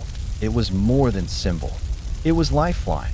Crossed the sands to Zoroastrian Persia, and there too, fire blazes with sacred meaning to in Zoroastrian temples, some of the oldest continuous houses of worship on earth. Adder, the holy fire, burns in an inner chamber. Worshippers bow and pray before it. The fire is fed with aromatic wood, the air perfumed with devotion. It is said to represent Asha, or truth and righteousness. Unlike idols or images, which are often absent in Zoroastrianism, fire is the central icon, alive, clean, ever-reaching. Some of these flames have been maintained for centuries, tended by generations of priests in silence and solitude. One such flame, in the fire temple of Yazd in Iran, has been burning since the 5th century CE. Now journey with me eastward, to India, where fire and divinity are inseparable. In Hindu tradition, Agni, the fire god, is the mouth through which offerings reach the gods. In yajnas, or fire rituals, ghee and grains are offered into the flame as Sanskrit chants echo.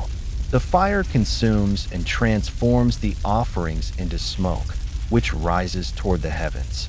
In this act, the scene becomes unseen. The material becomes spiritual. Weddings, funerals, births, all sacred Hindu life events pass through fire's gateway. Even today, in rural and urban India alike, the wedding fire burns in the heart of ceremony, symbolizing the couple's witness to divine truth.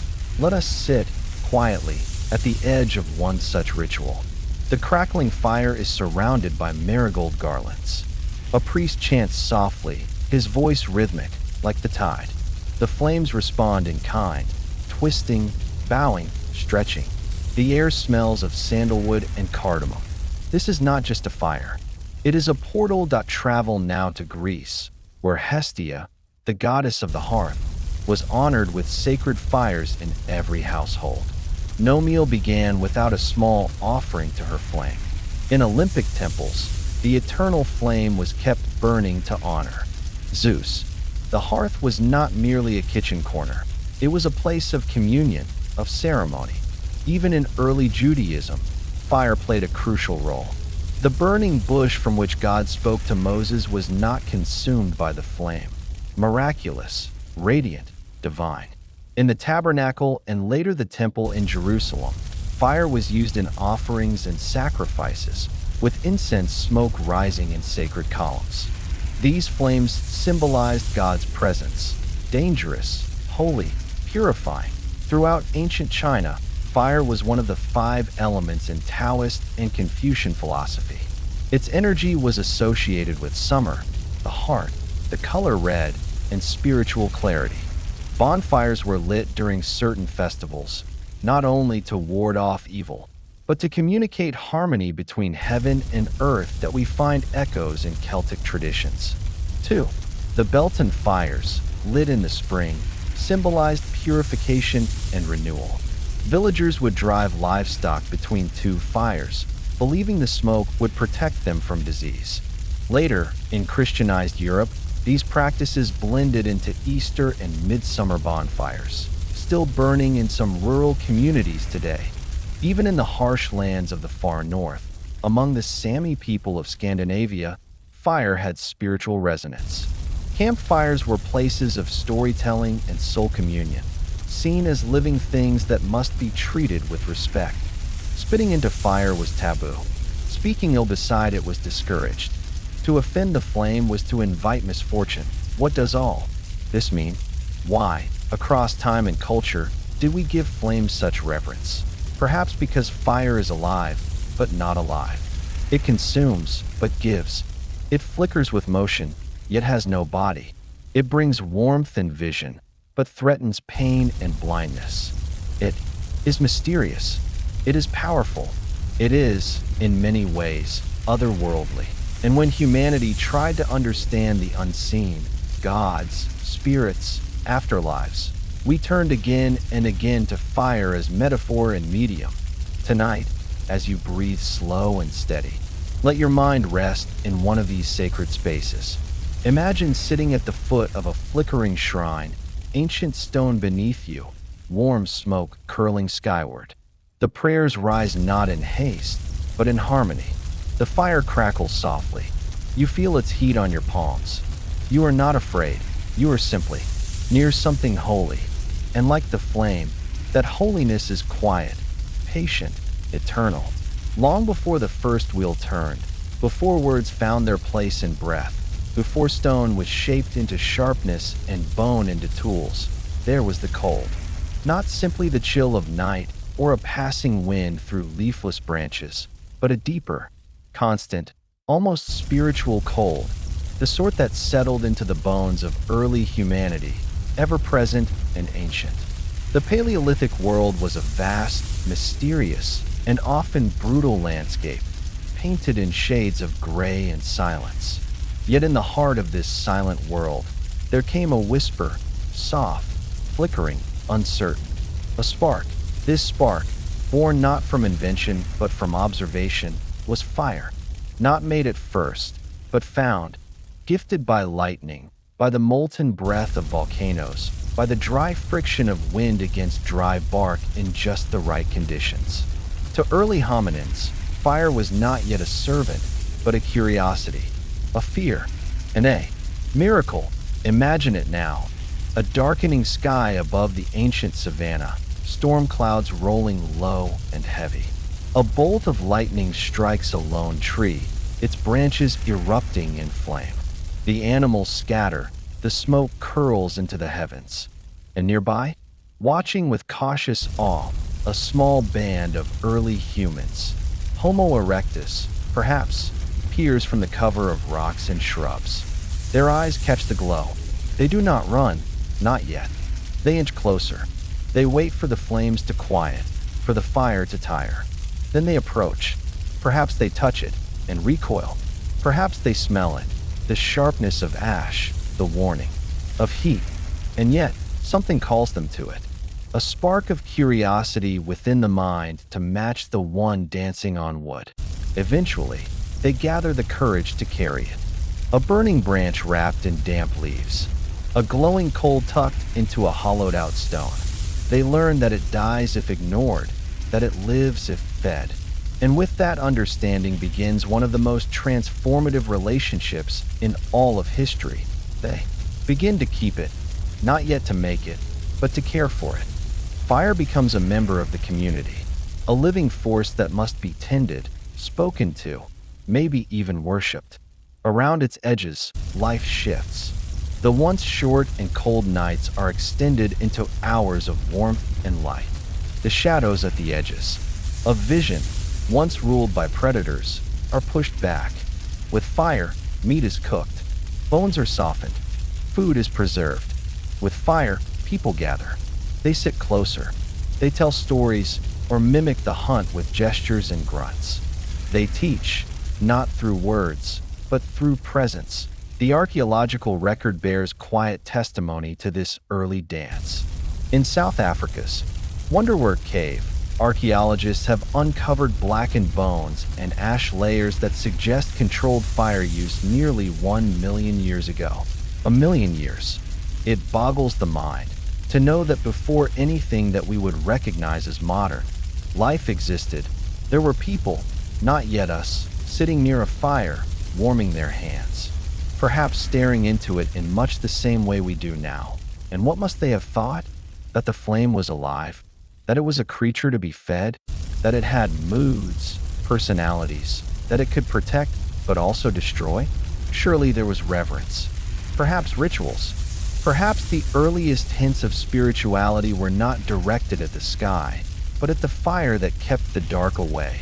From these small beginnings, everything changed. Fire allowed for warmth in new climates, making migration possible. It changed digestion, making new foods edible. It hardened tools, shaped spears, and lit the path into deeper, darker caves where the first artists would one day paint by flickering torchlight. Fire became teacher and guide, destroyer and comforter. In its glow, the seeds of civilization took root, and though no written record remains, no whispered myths survive the erosion of time, one can imagine the very first stories being born. There, beside the flame, the old ones explaining to the young why the fire must never go out, how it was stolen from a creature, a god, a mountain, how the flame chose them, how their people were the keepers of it. And as the wind howled outside their shelter, as snow pressed against stone and hide, they stayed warm. They stayed together. They survived. Let yourself rest in that ancient place. Now, the fire is small but steady. You can hear the soft hiss of damp wood, the occasional pop of sap inside branches, the gentle breath of wind outside, distant and tame. Shadows dance on the walls, not threatening, but soothing. A story is being told, not in words, but in rhythm, of fire found, fire kept, fire loved. And so, from the very edge of time, from the first flicker to the glow that remains even now, in our homes and hearts, the journey of fire begins. A quiet spark in a vast, dark world. The beginning of warmth and safety and sleep. Let that warmth now carry you. Close your eyes. Listen to the soft rhythm of the flame. The night is long, but the fire will last. Before irrigation channels crisscrossed the land, before plows were pulled by iron-shod beasts, and long before drones surveyed neat rows of corn and wheat from the sky, there was a simpler method to farm the land.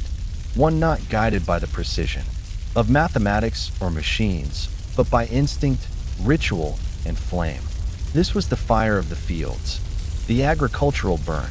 The breath of ash that nourished soil. The it began as many ancient practices do, not with scientific understanding, but with observation.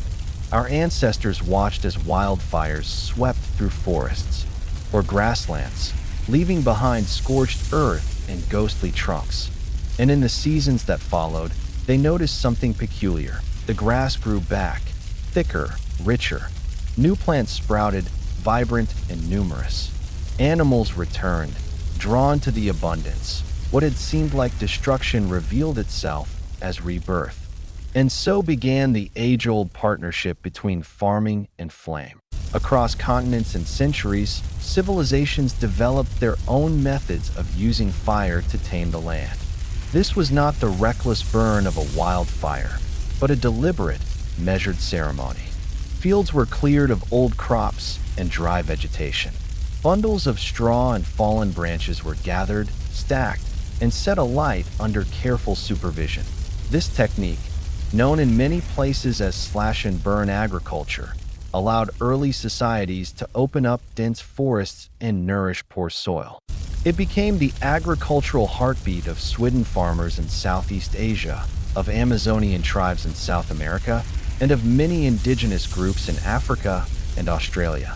The ash left behind from these controlled burns was rich in minerals, potassium, calcium, phosphorus. With each burn, the soil was replenished, made temporarily fertile. Crops grew strong and tall: millet, rice, maize, sorghum. Entire communities could feed themselves from the bounty of these ashen blessings. Imagine a quiet morning in one such village. The sun has not yet risen. The air is still cool, damp with night. Farmers move silently through the fields, their feet soft against the earth. In their hands, torches, flickering, orange, alive. A low chant may rise from the elders, or perhaps only the sound of kindling crackling as it takes flame. Soon, patches of the field begin to glow, then blaze. Fire dances in long lines, curling like script written by the wind. Smoke rises slowly at first, then billows. But it is not chaos. It is choreography. Women and men walk the borders of the burn with buckets of water and branches, ready to contain the fire. Children gather behind them, wide-eyed and respectful. Even the animals keep their distance, watching from the hills to eye in these moments. Fire becomes more than a tool. It becomes an event, a sacred rite, a whisper passed down from generation to generation, reminding all who bear witness. This is how we feed ourselves, not by force alone, but by balance. Too much fire, and the soil becomes barren. Too little, and pests take hold. A field left unburned too long will choke with weeds. But a field burned wisely returns tenfold. In ancient Rome, farmers also understood the value of fire. They would burn stubble after the harvest to cleanse the soil and prepare for the next season.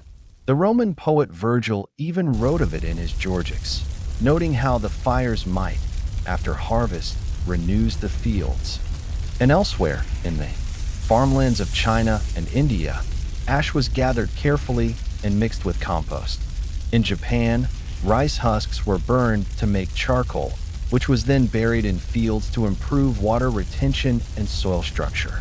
Even in frigid northern Europe, farmers lit controlled fires in moorlands to enrich the peat-heavy soil that in every corner of the world. The lesson was the same. Where there is fire, there can be growth. And yet, the relationship was always one of respect. To misuse fire in agriculture was to invite ruin. Entire harvests could be lost to poorly managed burns. Homes and livestock could be caught in the flames. It was a dance on a knife's edge, where every misstep carried consequences. Over time, new methods emerged: plowing, fertilizing, rotating crops. Fire receded somewhat from its central role in agriculture, but it never disappeared. Even today, in the United States, prescribed burns are used in prairie restoration. In Australia, Aboriginal fire management techniques, carefully timed, low-intensity burns, are being rediscovered and honored for their wisdom. And in parts of sub-Saharan Africa, farmers still rely on seasonal burning to keep their fields productive, to burn the earth and yet nourish it, to scorch the grass and yet invite it back greener. This is the paradox of fire in agriculture. It is both destruction and deliverance. It is the flame that feeds so tonight. As the world quiets and your breath slows, picture a silent field beneath the stars. The embers of an earlier burn still glow faintly beneath the soil. Crickets chirp. A fox trots across the ash. Somewhere in the distance, a farmer turns in their sleep, dreaming of the rain that will come to seal the work of fire and the crops that will rise. It began not with war or words, nor with kings or cities, but with a flicker in the dark, long before written memory, before the careful etchings on cave walls and the footprints across ancient plains. There was fire. And not just any fire, not the wild, devouring blazes that swept across dry landscapes or fell from the sky in forks of lightning, but fire that stayed. Fire that warmed, glowed, lingered. Fire that was tamed in its own slow way. This is the story of the first flame. The quiet flame. The gentle, flickering heart of early human life. The Paleolithic world was vast and untamed. Imagine long, cold nights stretching over endless valleys, where winds howled through empty trees and darkness fell like a thick curtain over the earth. The early humans, not yet builders of homes, nor shapers of metal, huddled beneath stone outcrops, in caves, or against the trunks of fallen trees. Their nights were cold, their world uncertain, and then, somewhere, somehow, fire. Perhaps it began with a lightning strike. A dry branch ignited. The crackling sound startled. The warmth beckoned. Or perhaps friction, hands against wood, a rhythm repeated over generations until sparks gave way to glow. However it began, the effect was immediate and profound. Fire offered something no other natural force could: light in darkness, warmth in cold, and a gathering place in isolation. They didn't just use fire. They watched it. They fed it. They surrounded themselves around it. Fire became more than a tool. It became a presence. A living, breathing thing that hissed and whispered, that danced and lulled. It cast shadows on the walls of caves, and those shadows, moving gently with the flames, became stories. Long before speech was structured, there were stories told by firelight. Not with words, but with gestures, murmurs, and long silences. A hunter returning with a fresh kill might hold it aloft, lit by orange glow. A child, nestled in furs, might trace the shapes of animals drawn by fire shadow on the stone walls. In these flickering moments, culture was born, and so, too, was sleep. Changed. Before fire, night was a time of danger. Predators roamed, the cold crept in. But with fire, sleep became possible, restful, warm, uninterrupted sleep. The gentle heat soothed sore muscles. The light kept predators at bay. Slowly, in the company of fire, humans learned to close their eyes without fear. The earliest hearths were simple: a circle of stones, a pit in the dirt, a blackened patch of earth. These were not just functional, they were central. Archaeological sites from the lower Paleolithic era, dating back hundreds of thousands of years, show clear evidence of fire use. Charred bones, ashes, and stones baked by heat, signs of quiet, revolutions, and in those ashes, beginnings. Fire allowed the first experiments with food. Meat, once tough and raw, became soft and nourishing. Roots became palatable. Fire changed digestion, transformed diets, and gave early humans more energy to think, to dream, to plan. Slowly, around that glow, the human mind stretched. Somewhere, in the depths of winter, under a starless sky, a group of early humans may have sat together in silence, staring into the flames. Perhaps they didn't know what the fire truly was. They could not name combustion, or heat, or carbon, but they knew it gave life. And maybe, in their own way, they revered it. It became a ritual, a rite, a rhythm.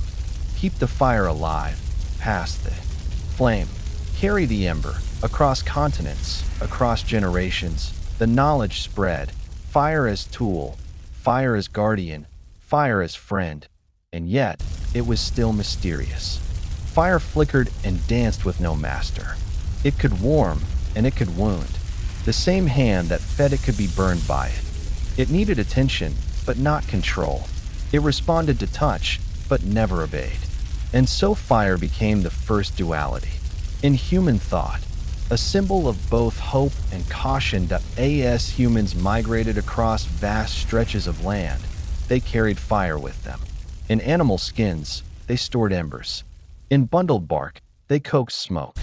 Fire walked with us every step of the way, into forests, across deserts, through mountains. Wherever early humans settled, fire was there first, and thus, fire became the center of the earliest homes, the heartbeat of every shelter, the companion of every night. It gave shape to time itself. Morning began when the embers cooled, and night returned when the flames rose again. Even now, when we strike a match or light a candle, there is something ancient in the gesture. Something remembered. The first flame never truly went out. It simply changed shape, and as you sit, now, perhaps under a soft blanket or in a quiet room, hearing these gentle words, you, too, are part of that fire's long history. You are one more ember, glowing softly in the long chain of light stretching back to the very first flicker in the dark. Sleep, like fire, begins slowly. A small warmth, a quiet flicker behind your eyes. Let it grow, let it glow, let the darkness soften, let the fire keep watch. When the first sparks of fire licked their way through dry leaves and sticks in ancient forests, humankind was just learning what it meant to survive the night. Fire gave warmth. It gave light. It chased away predators and kindled a new sense of safety.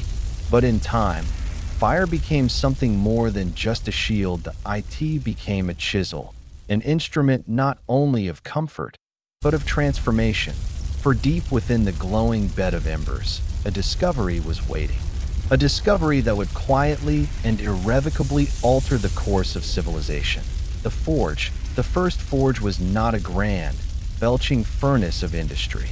It was likely nothing more than a shallow pit dug into the earth, lined with clay, filled with charcoal, and coaxed to life by bellows fashioned from animal skin and wood.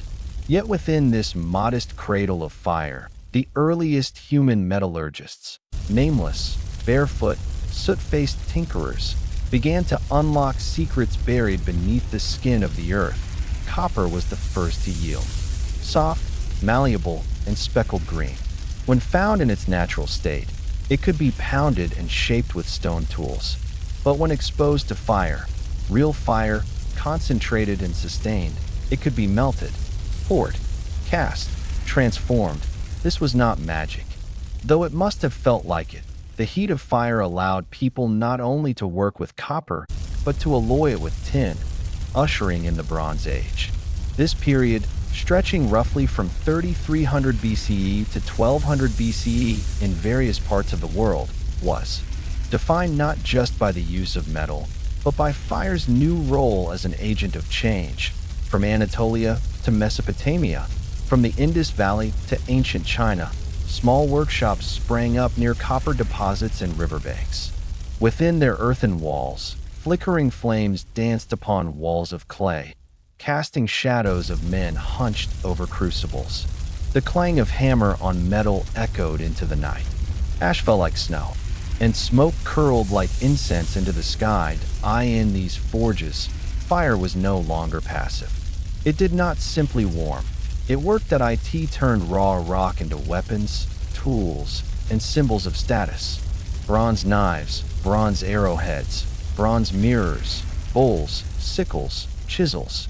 Fire birthed them all, and still, the forge grew hotter. Iron came next, more stubborn than copper or tin. Iron ore required even greater heat to smelt, over 1,500 degrees Fahrenheit.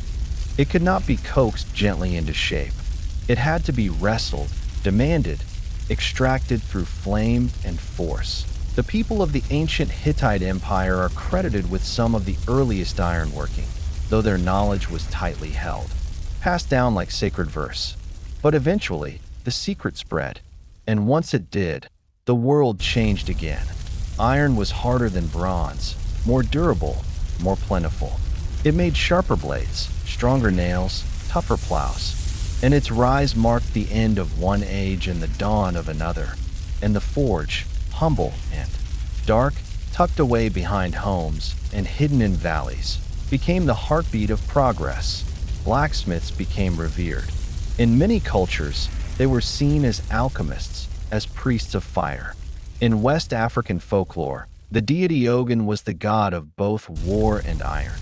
His forge a place of birth and death, creation and destruction.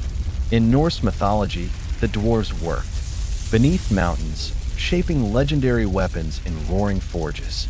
In Japan, swordsmiths were considered spiritual craftsmen, meditating before creating the katana, merging mind, fire, and steel. The forge was sacred, even when the work was dirty. Imagine now, for a moment, that you stand at the edge of one such ancient forge. The air is heavy with the scent of burning wood and molten metal. Sparks drift lazily upward like golden insects. The ground beneath your feet vibrates softly with the rhythm of hammer blows. Clink, clink, clink, punctuated by the hiss of quenching water that a figure leans over the anvil. His face is streaked with soot, but his hands move with practiced grace. In his palm, something new is taking shape. A blade, perhaps, or a hinge, or a horseshoe. He dips it in water, steam hissing like a whisper, then places it back into the glowing mouth of the furnace, and the fire accepts it. The flame and the metal are not enemies.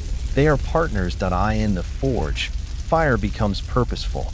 It no longer roams wild or dances idly in the hearth. Here it serves. It listens to the hands that feed it. It bends the world to the will of its master, but always it reminds him who's really in control. For fire is patient until it is not. Forge left untended becomes a wildfire. A tempering gone wrong leads to shattered steel. A misstep near coals can change a life forever. Even now, in modern steel factories and artisan workshops alike, fire continues its ancient work. And every glowing rivet, every iron railing, every steel beam in the skeleton of a skyscraper begins with the same thing. A breath, a spark, a blaze that, for just a moment, holds the power to shape the world. Tonight, let that thought settle around. You, like ash, the fire we once feared, became our greatest tool. And somewhere, in the quiet places of memory, the forge still hums. There are stories that flicker and fade, brief sparks in the great dark of history. But there are others that burn continuously, unbroken across centuries, whispered from one generation to the next, not with words, but with embers. And this is one of those stories, the story of how fire, once stolen from the wild, was kept alive, not just in homes, but in temples, shrines, and sacred hearts of civilizations. Not merely as a tool, but as something divine. Some fires were never meant to die. Let us return now to a time when the line between nature and the supernatural was thin, when flame itself was a mystery too profound to fully understand. The people of the past did not see fire as just heat or light, but as breath, as soul, as the very essence of life. In ancient Persia, within the spiritual teachings of Zoroastrianism, fire was more than sacred, it was holy.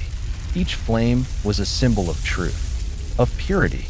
In their temples, fire was kept alive in sanctified spaces, watched over by priests and priestesses who tended the flame like one would tend to a newborn child. The fire was not allowed to wane, to smoke, to flicker too low. It had to burn steadily, clear, and clean, so that the order of the universe, the great cosmic balance of good and evil, might remain undisturbed. They called it Adder, divine fire. And from the high mountains of Media to the deserts of Bactria, you could find it burning. Always, across the sea in ancient Rome, the Vestal Virgins served a similar role. In the heart of the city, amid marble columns and echoing courtyards, the eternal flame of Vesta burned. It symbolized the hearth of Rome itself, the soul of the empire. If it ever went out, it was considered a dire omen, a rupture in the contract between the gods and the people. These priestesses, chosen as children and sworn to 30 years of celibacy and service, were the only ones entrusted to tend the flame. They lived in silence, in discipline, in reverence. Their days were measured not in hours, but in rituals. They moved like shadows, like clockwork, their pale robes swaying with the rhythm of centuries, and always the flame. Always, even when the world around them changed, when emperors rose and fell, when battles echoed beyond the city walls, the fire remained. Elsewhere, in the temples of ancient Japan, sacred flames burned in Shinto shrines, and monks in Buddhist monasteries kindled what they called the immortal fires, flames said to burn continuously for hundreds of years. Some of these, it is said, are still burning today, fed by generations of silent, robed hands. But why? Why? Keep a fire alive? Isn't it easier to extinguish, to relight? To see these flames only as symbols is to miss their deeper truth. For those who lived in times before matches, before lighters, before gas and wire and sparks at the flick of a switch, keeping a fire burning was not only sacred. It was practical. To lose fire was to lose everything. It meant cold, darkness, hunger, vulnerability.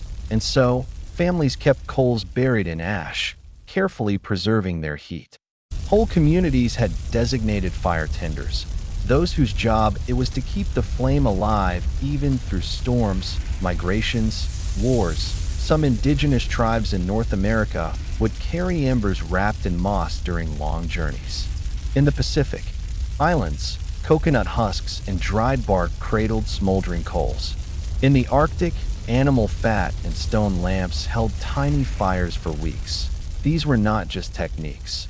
They were acts of devotion. Even mythology reflects this devotion to the eternal flame. The Greek myth of Prometheus, who stole fire from the gods and gave it to man, ends in punishment, a daily torment meant to remind mortals that fire is a gift, a sacred trust, not to be taken lightly. And in nearly every ancient tradition, we see the same idea, that fire must not only be used, that it must be honored. There is something deeply human in the act of tending a fire. It is a rhythm that binds us to our ancestors. To sit by a flame, to feed it, to protect it, is to participate. In a ritual as old as time.it is to remember. The flickering light speaks a language older than words.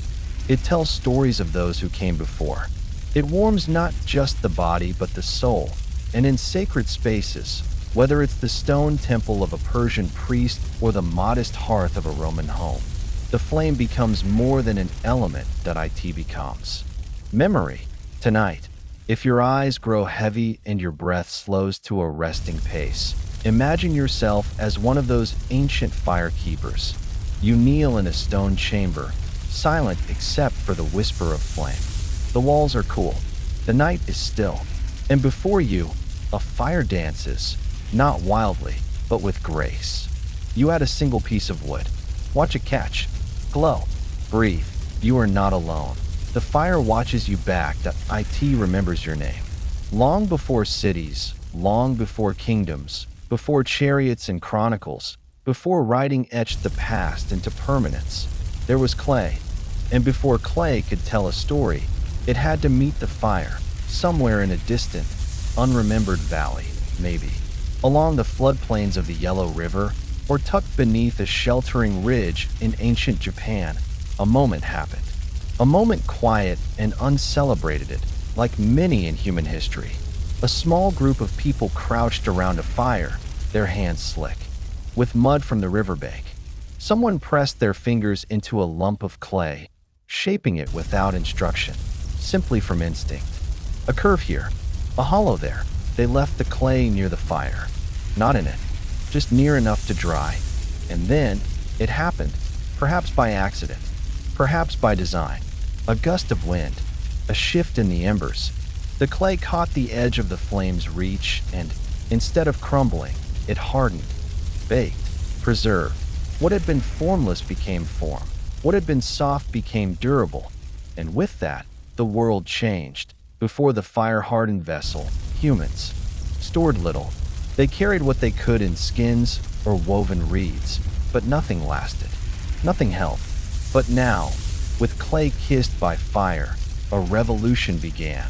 The invention of pottery is more than the invention of a container.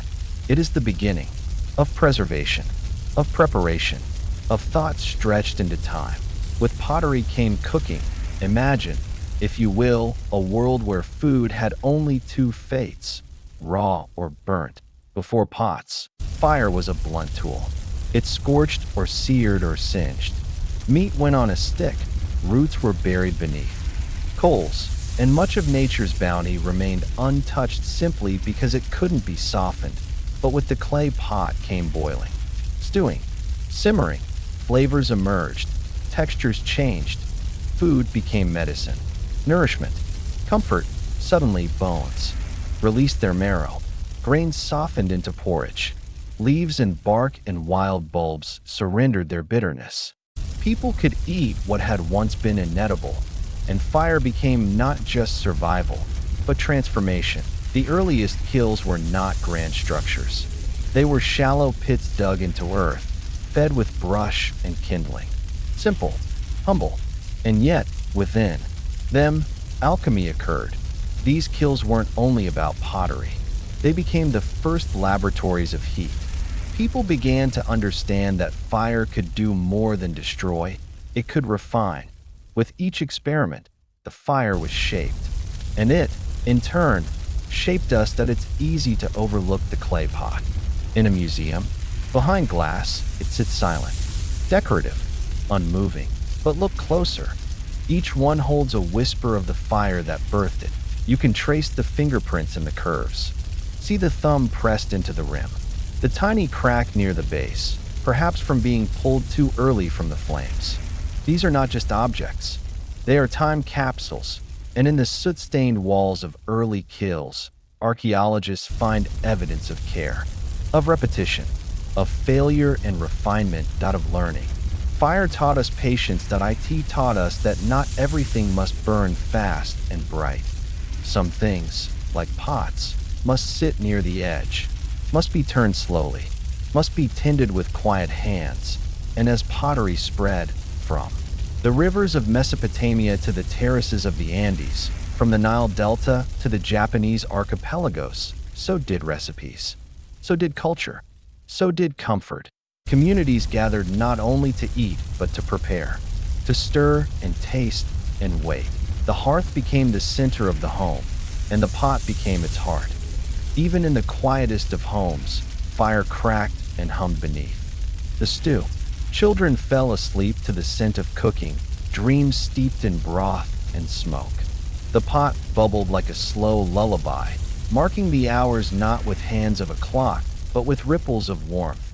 The fire, once wild and roaring, became domestic, gentle, predictable. It did not lose its power. It gained direction. In the soft glow of the kiln, in the slow simmer of the pot, we learned not only how to cook, but how to wait. To care. To create. And so, tonight, as you rest, imagine yourself beside one of those early fires. The air is thick with the scent of earth and wood smoke. Clay vessels rest nearby, still warm, still fragrant. The night stretches wide and stars speckled above, and in your hands, you hold something simple, something nourishing. A bowl, a sip, a breath. Fire is no longer only outside of you. It is within, burning quietly, softly, faithfully. Long after the first flickers were captured, long after fire became a companion to sleep and a sentinel in the night, something deeper began to stir in the human heart. The flame, once only functional, began to shimmer with meaning. It started, perhaps, with a silence, a moment when the fire didn't just warm the hands or roast the meal, but seemed to speak, not with words, but with rhythm. The pop and crackle of wood, the rising embers floating upward like stars escaping gravity, the hypnotic dance of flame. It drew the eye, slowed the breath, and gave shape to thought. Thought became feeling. Feeling became form. And so, fire found its place not just in the hearth, but in the heart.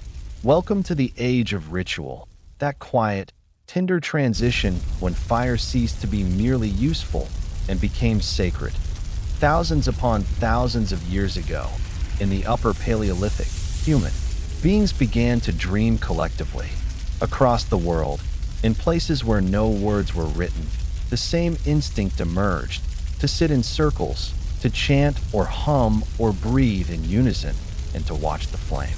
And around the fire, time began to move differently, slower, deeper. The earliest rituals weren't necessarily religious in the modern sense. They were observances. They were acknowledgments. Birth, death, the return of the hunt, the change in the sky, the seasons, the flood, the first snow, each moment marked by flame. Fire was the axis around which meaning spun.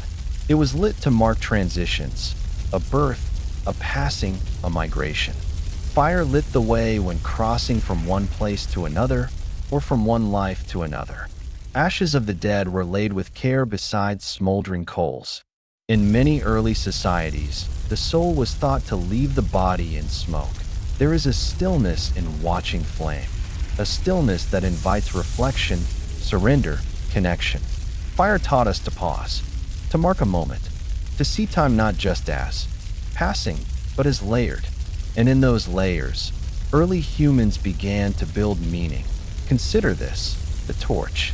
A fire carried, not just for light, but for ceremony. A flame held aloft, passed down, from hand to hand, generation to generation.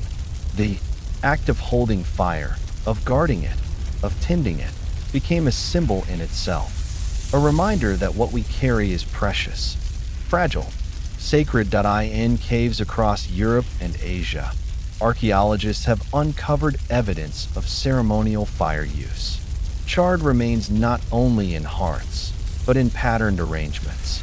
Burnt offerings placed alongside bones, shells, ochre, symbols of fertility, of death, of life's quiet rhythm. Fire was no longer just part of the survival toolkit. It was the centerpiece of a stage, a quiet, glowing altar. Imagine an ancient cave hidden deep within a limestone cliff. The walls are painted with animals, not just as decoration, but perhaps as invocation. And in the center, a fire pit. Around it, people gather. Some are silent, others hum low tones. There is no language yet, not fully, but there is. Rhythm, repetition, breath. There is a ceremony unfolding. This is not performance. This is not spectacle. This is ritual, and at its center, always, the flame. Even the simple act of lighting a fire became charged with meaning. In some early traditions, the flame must be born anew for each rite. In others, a sacred fire was kept burning constantly, never allowed to die, lest the cycle of life itself be broken. These ancient rites remind us of something modern life often forgets. That repetition is not always dull. It is often holy. Lighting a fire in the same way, in the same place, at the same time, it becomes a rhythm, like a heartbeat. And around that rhythm, community formed. The circle around the fire became the first architecture of society in O. Sharp corners, no walls, just people gathered in roundness, in openness, in a space without hierarchy. Everyone equidistant from the flame. Everyone warmed equally. Everyone lit the same. The fire, unlike a throne, did not elevate one person above another. It elevated the moment, the gathering, the shared breath. In this way, fire was democratic before democracy, communal before cities, spiritual before gods had names. And so rituals grew more intricate. The flame was not only watched, but spoken to, offered to, appeased. People began to believe the fire could hear, could accept or reject. Food was placed in its heart. Flowers, bones, words whispered into smoke. Secrets confessed in firelight. Over time, as societies grew and scattered, fire's role in ritual diversified. In some cultures, it was a gate, a path between worlds. In others, a guardian, the protector of home and hearth. In still others, it was a purifier, a way to cleanse, to renew, to begin again. But always, it remained central. Fire, more than any invention, gave shape to the human soul. And though we live now in cities of concrete and glass, surrounded by screens and silence, that ancient pull remains. The candle on the dinner table, the campfire beneath the stars, the fireplace at winter's edge. These are not luxuries. They are echoes. Echoes of a time when meaning was made in the flicker of flame, when silence had weight, when breath and shadow and warmth were enough to constitute a ceremony. Tonight, as you rest, know that you are part of this ancient chain. Your heartbeat matches that of your ancestors, slow, soft, reverent. You do not need to perform. You do not need to explain. You need only to breathe and to listen to the quiet song of flame. Let its warmth cradle your thoughts. Let its rhythm soothe your limbs. Let the flicker lull you toward sleep. The ritual continues, and you are welcome in its circle.